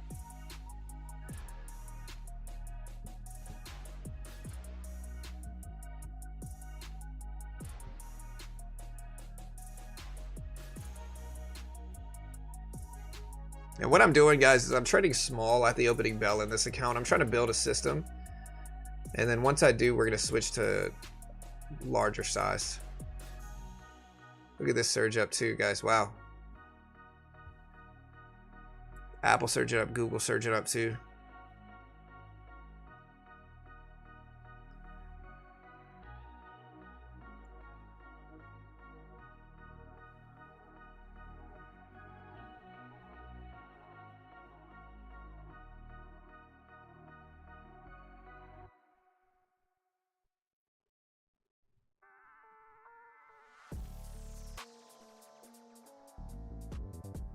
Waiting for a good setup here.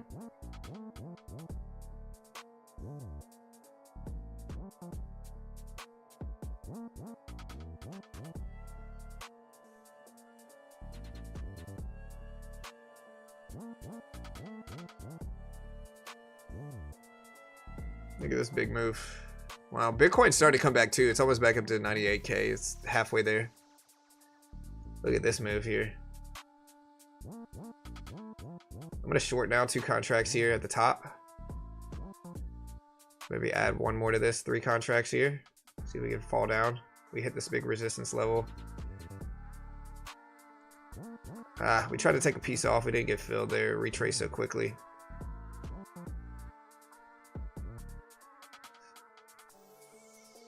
I took out a piece of this. I don't know if I liked it. We got a downward move here, but we're flat on the day now. We might add to this, though, depending on if we get something good. Bitcoin all the way back up. Look at that.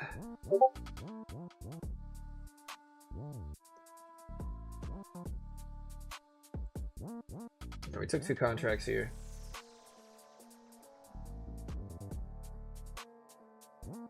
Yeah, just no super religious, no politics, guys.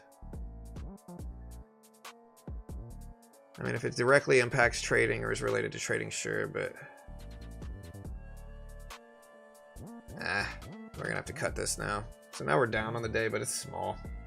I just don't know if I trust anything enough to go either way. I'll switch to my other funded account and see what we got on that one. We got a couple of these.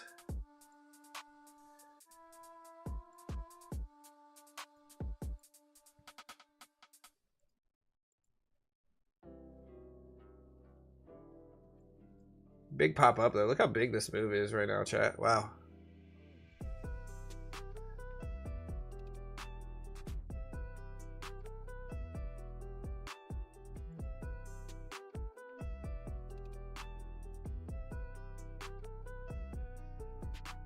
What a move. Let's see if it refreshes some.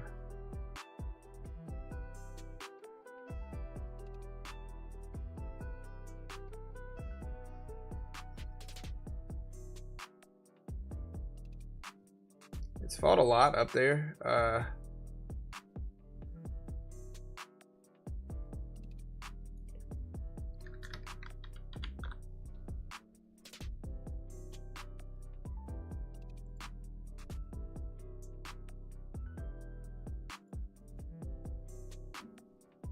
We'll short this now too. I'm just worried about a 1 minute pullback though. So we got 2 contracts here. Maybe take a little bit more.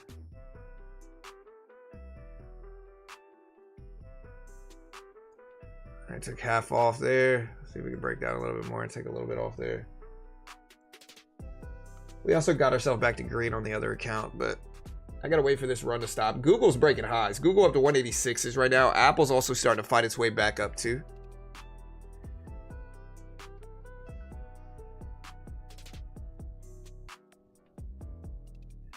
Yeah, I mean, I've been trying to short the pullback, but it's kind of, somehow I've gotten lucky and I'm green on both accounts now, but it's so hard to tell where it's going to start.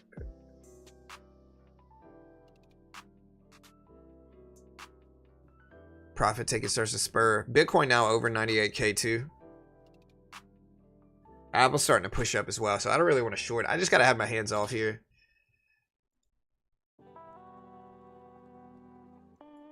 I'm going to short this now. I'm like, hey, I'm going to have my hands off short. Yeah. The momentum's on the upside for sure, but I think the extension's on the upside. There we go.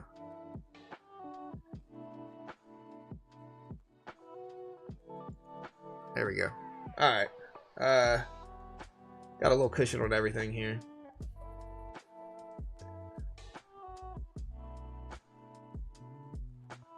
Bitcoin is steady pushing up.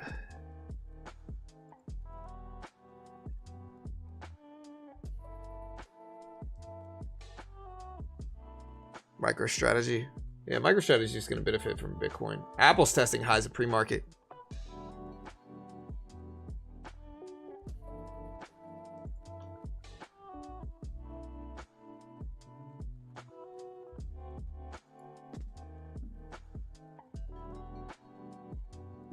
There's a rip back up. Again, Bitcoin just broke.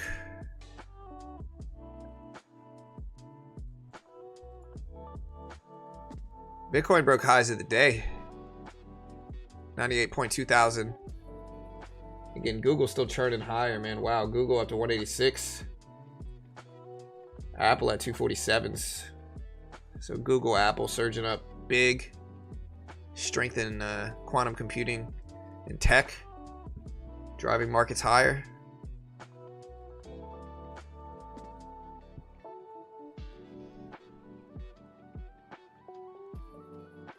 Nvidia pumping up too.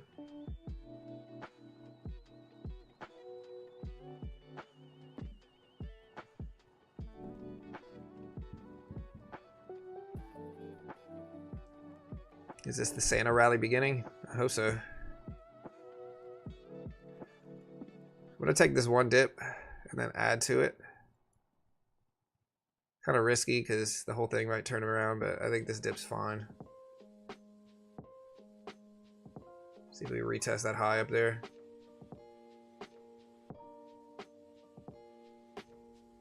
And now we're flat, slightly green. See if we pop more.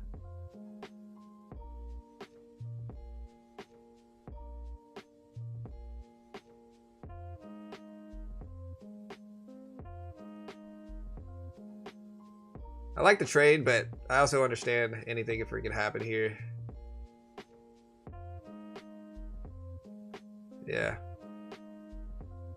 I'm gonna let it test the support level. If it breaks, we'll get out. Yeah, I'm trying to go bigger size, but that ain't working on me so far today.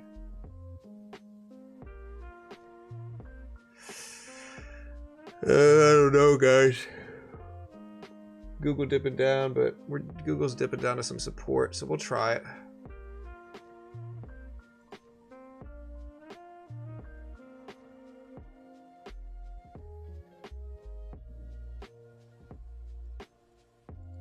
Yeah, it looks like maybe our green streak might end today, guys. It's a big red candle. You don't love to see it.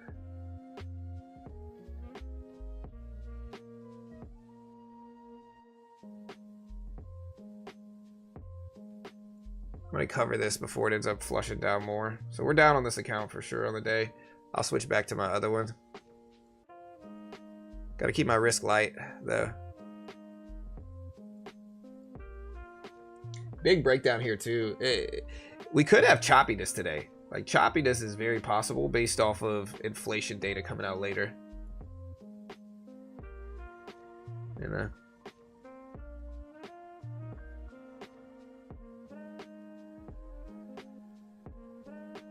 Bitcoin pulling back to 98K. Let's see what Nvidia does though.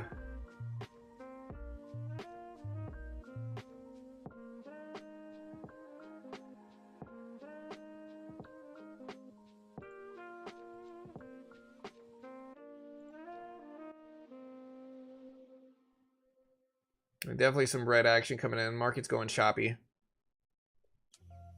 Apple's creeping back up some. Let's see if it holds.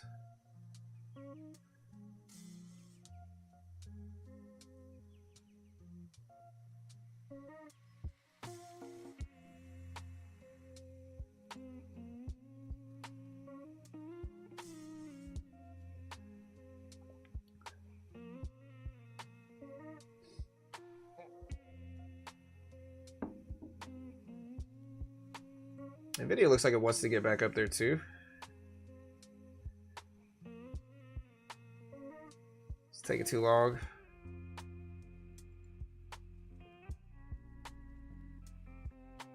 See if it pops up.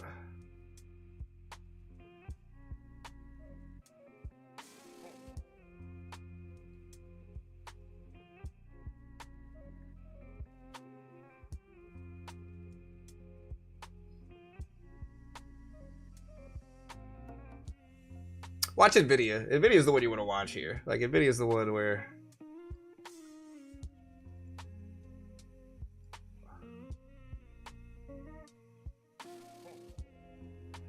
Nvidia's gonna lead the way, I think. Nvidia looks like it's creeping back up too, but it's hard to tell. Google's coming back down, which ain't good usually. Like Google's been leading the way, so like Google's the one that's gonna drag it down. So I'm just gonna wait. Yeah, look, there's the big drop. If you look at Google here, right, like Google's led the way most of the day today with stocks. And so look at this big old dip in Google. It's up huge, and like profit taking is inevitably gonna happen eventually.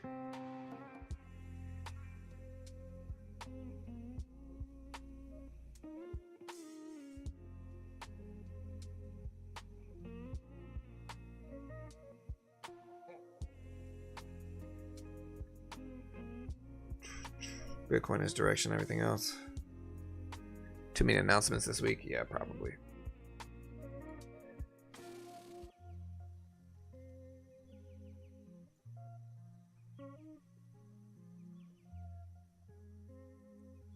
Yeah, so we got this big dip, kind of trapping traders. Let's see if we get a move now, or what happens.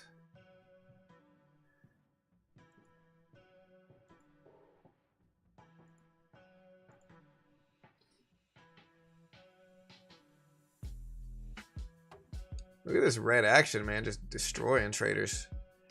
Let's see if Google bounces here at this previous level, though. It's right at this spot.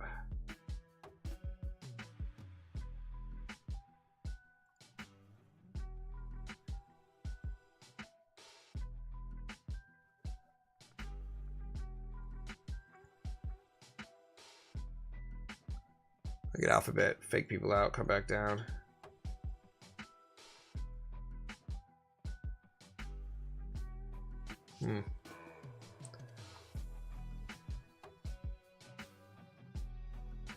Your video looks like it's fading down too.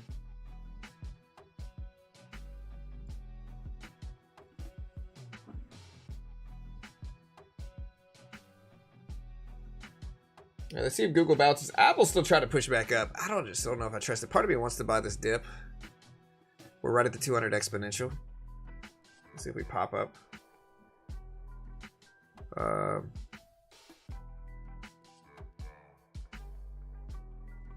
Yeah, to be honest, it's a light day right now, guys. I just don't trust anything here.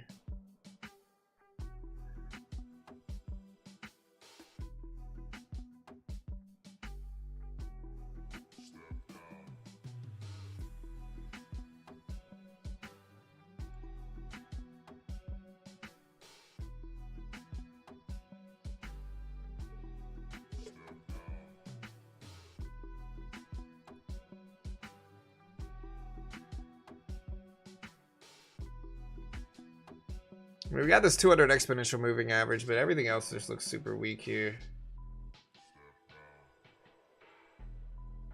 If we get caught onto this 200 exponential, I don't really want to get caught in that either.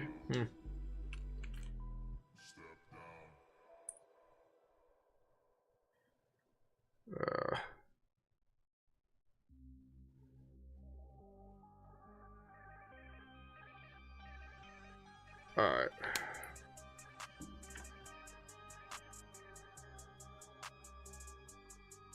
See, the problem is everything looks weak right here, but we're also in an upward trend with a lot of different stuff. So, like, I don't know what I want to do here. I'm looking at blue chip stocks like Nvidia, Apple, Google. But I'm thinking maybe we get a bounce here, but anything could freaking happen right now, and I don't really want to get stuck. We've had such brutal red action already.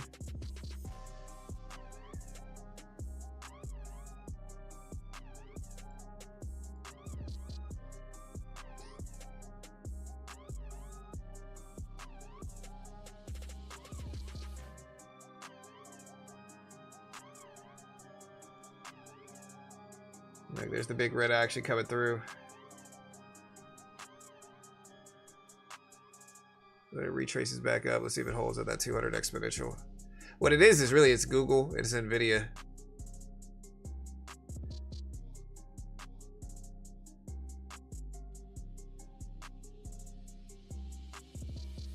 Yeah, it pops all the way right back up. Just trapping traders.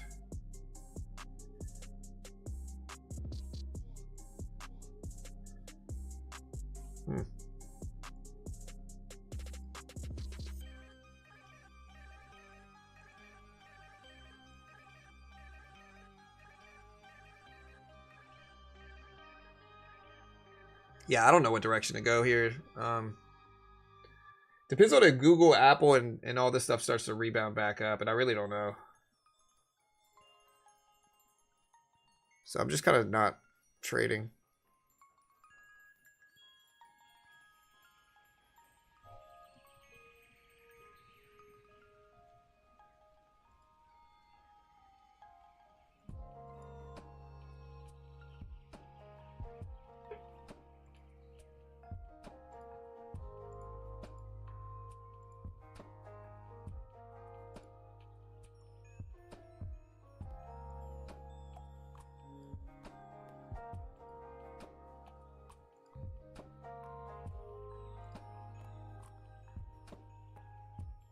Yeah, there's the big rebound that we wanted. I don't know if it's gonna hold, but hey, there we go. What a move.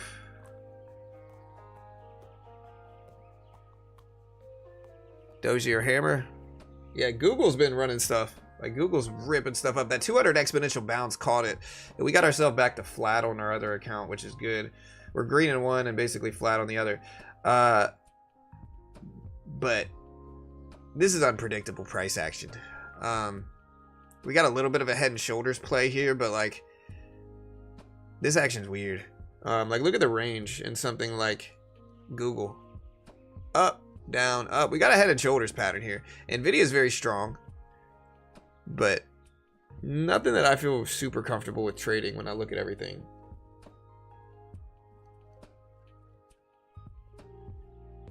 Yeah, we actually made money in our other account here, just to show you guys kind of like the trades in this account. Like, so we caught it, but man, some price action going on with this candle here. And again, if you want to day trade with me, I'm on Top Step right now. This is Top Step X. The good thing is I can trade these micro contracts, 74 cents in fees per contract. Look at this, 74 cents in fees, nothing. That's nothing. So you can basically day trade futures of Top Step with no commission, which is a huge edge. If you want to check it out, again, there's the link. Great way to help support the channel. No PDT rule in futures. You can day trade the S&P, the Nasdaq, the Dow, the Russell, gold, some currencies. Again, patterns are super similar to blue chip stock patterns, and they give you a demo. They test your skill. If you pass the test, they fund you. If you fail, you only lose what you pay for it. In this case, it's like 49 bucks for the base one.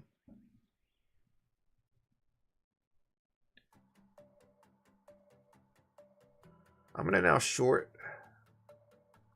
but it's also super risky today, so we're going to take one contract, see if we can get green in this account.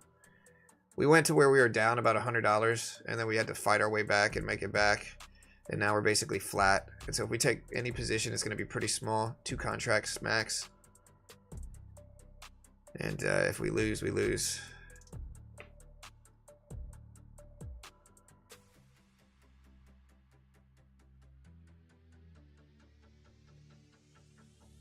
Super unpredictable action today, though, for me in my trading. Google's breaking down, which is what I like, but Nvidia's kind of starting to push up too. So, you know, it's one of those days where some blue chips are pushing up and then some blue chips are pushing down. And so no matter what, you don't really have a big, like, practical edge to capitalize on. I'm not going to add to this either. We're just going to keep our 2 contracts. Yeah, Google's falling down, but Nvidia's pushing up.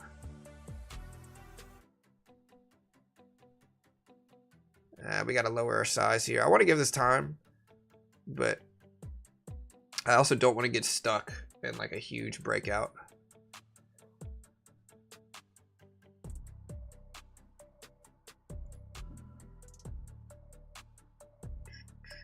Done for the day. Yeah, it's probably good. I'm trading small, so. Yeah, see, this one came all the way back down almost.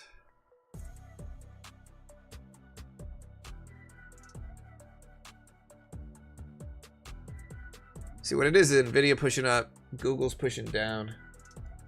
Apple's starting to fade back down too, so.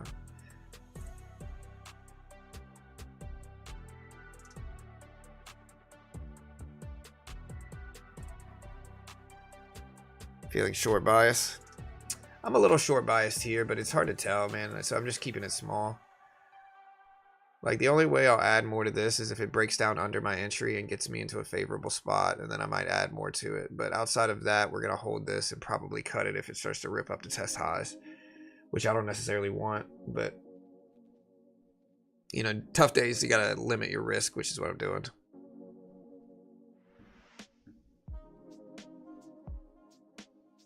Yeah, so there it goes. We're back to flat on this last little piece. Gold. Where's gold? Gold's coming back down too.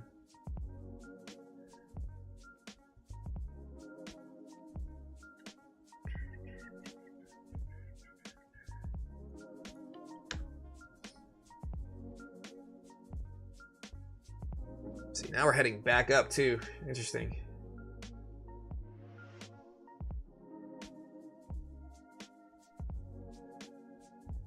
Yeah, we're gonna have to start to cut it. It's too hard to tell. Green on one account, red on the other.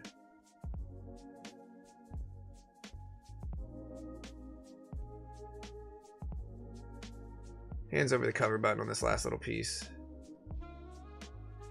Well.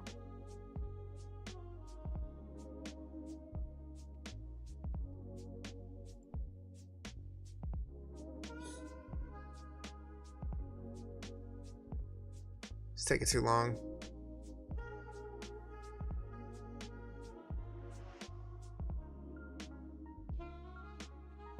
There goes NVIDIA.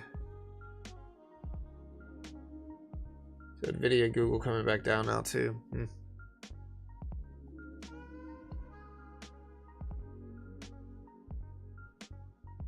Yep.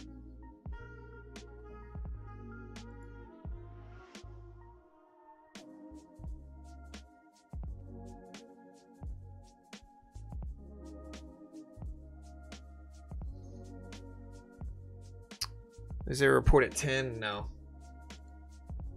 No, nothing at 10 today. We had, yeah, nothing. Tomorrow's the big day. It's the day before CPI, so tomorrow is probably the day. If we keep consolidating up here, though, I'm like, the only reason I want to short, just to put this in perspective, is because we're at the top of the range of the day.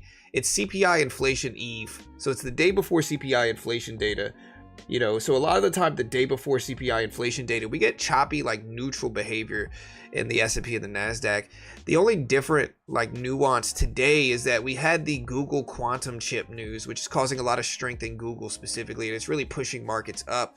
And so, like, normally on the day before CPI, I'd short at the top of the range and kind of cover at the bottom of the range, and you know, but today's a little bit different because we got the quantum news going on, so we're trading very small and just kind of waiting for CPI inflation data to come in tomorrow. But every time we get ready to cut this, we get a little bit more confirmation and weakness. So, but anything can happen. This thing could push up. It really depends on what Google does here. Like, Google is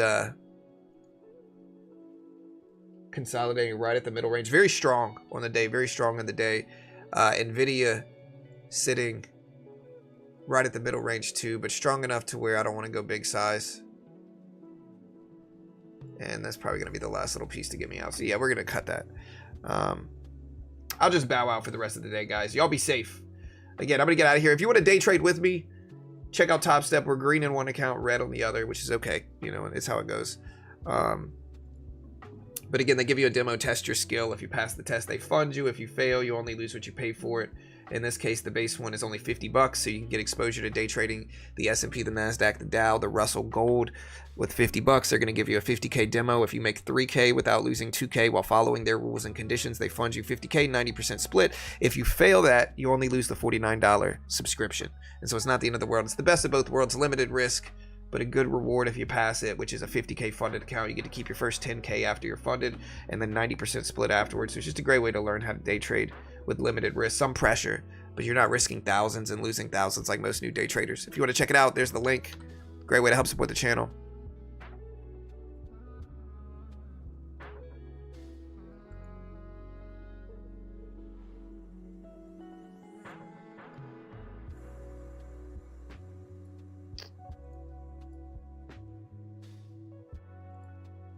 Yeah, Guy and Van, please don't, you know, listen, it's all good, but can't promote yourself, brother, you know, too many people, it's just, yeah, no, sorry, dude, all good. Hey, y'all have a great day. I hope you guys have a great day. I'll see you guys later. Y'all be good.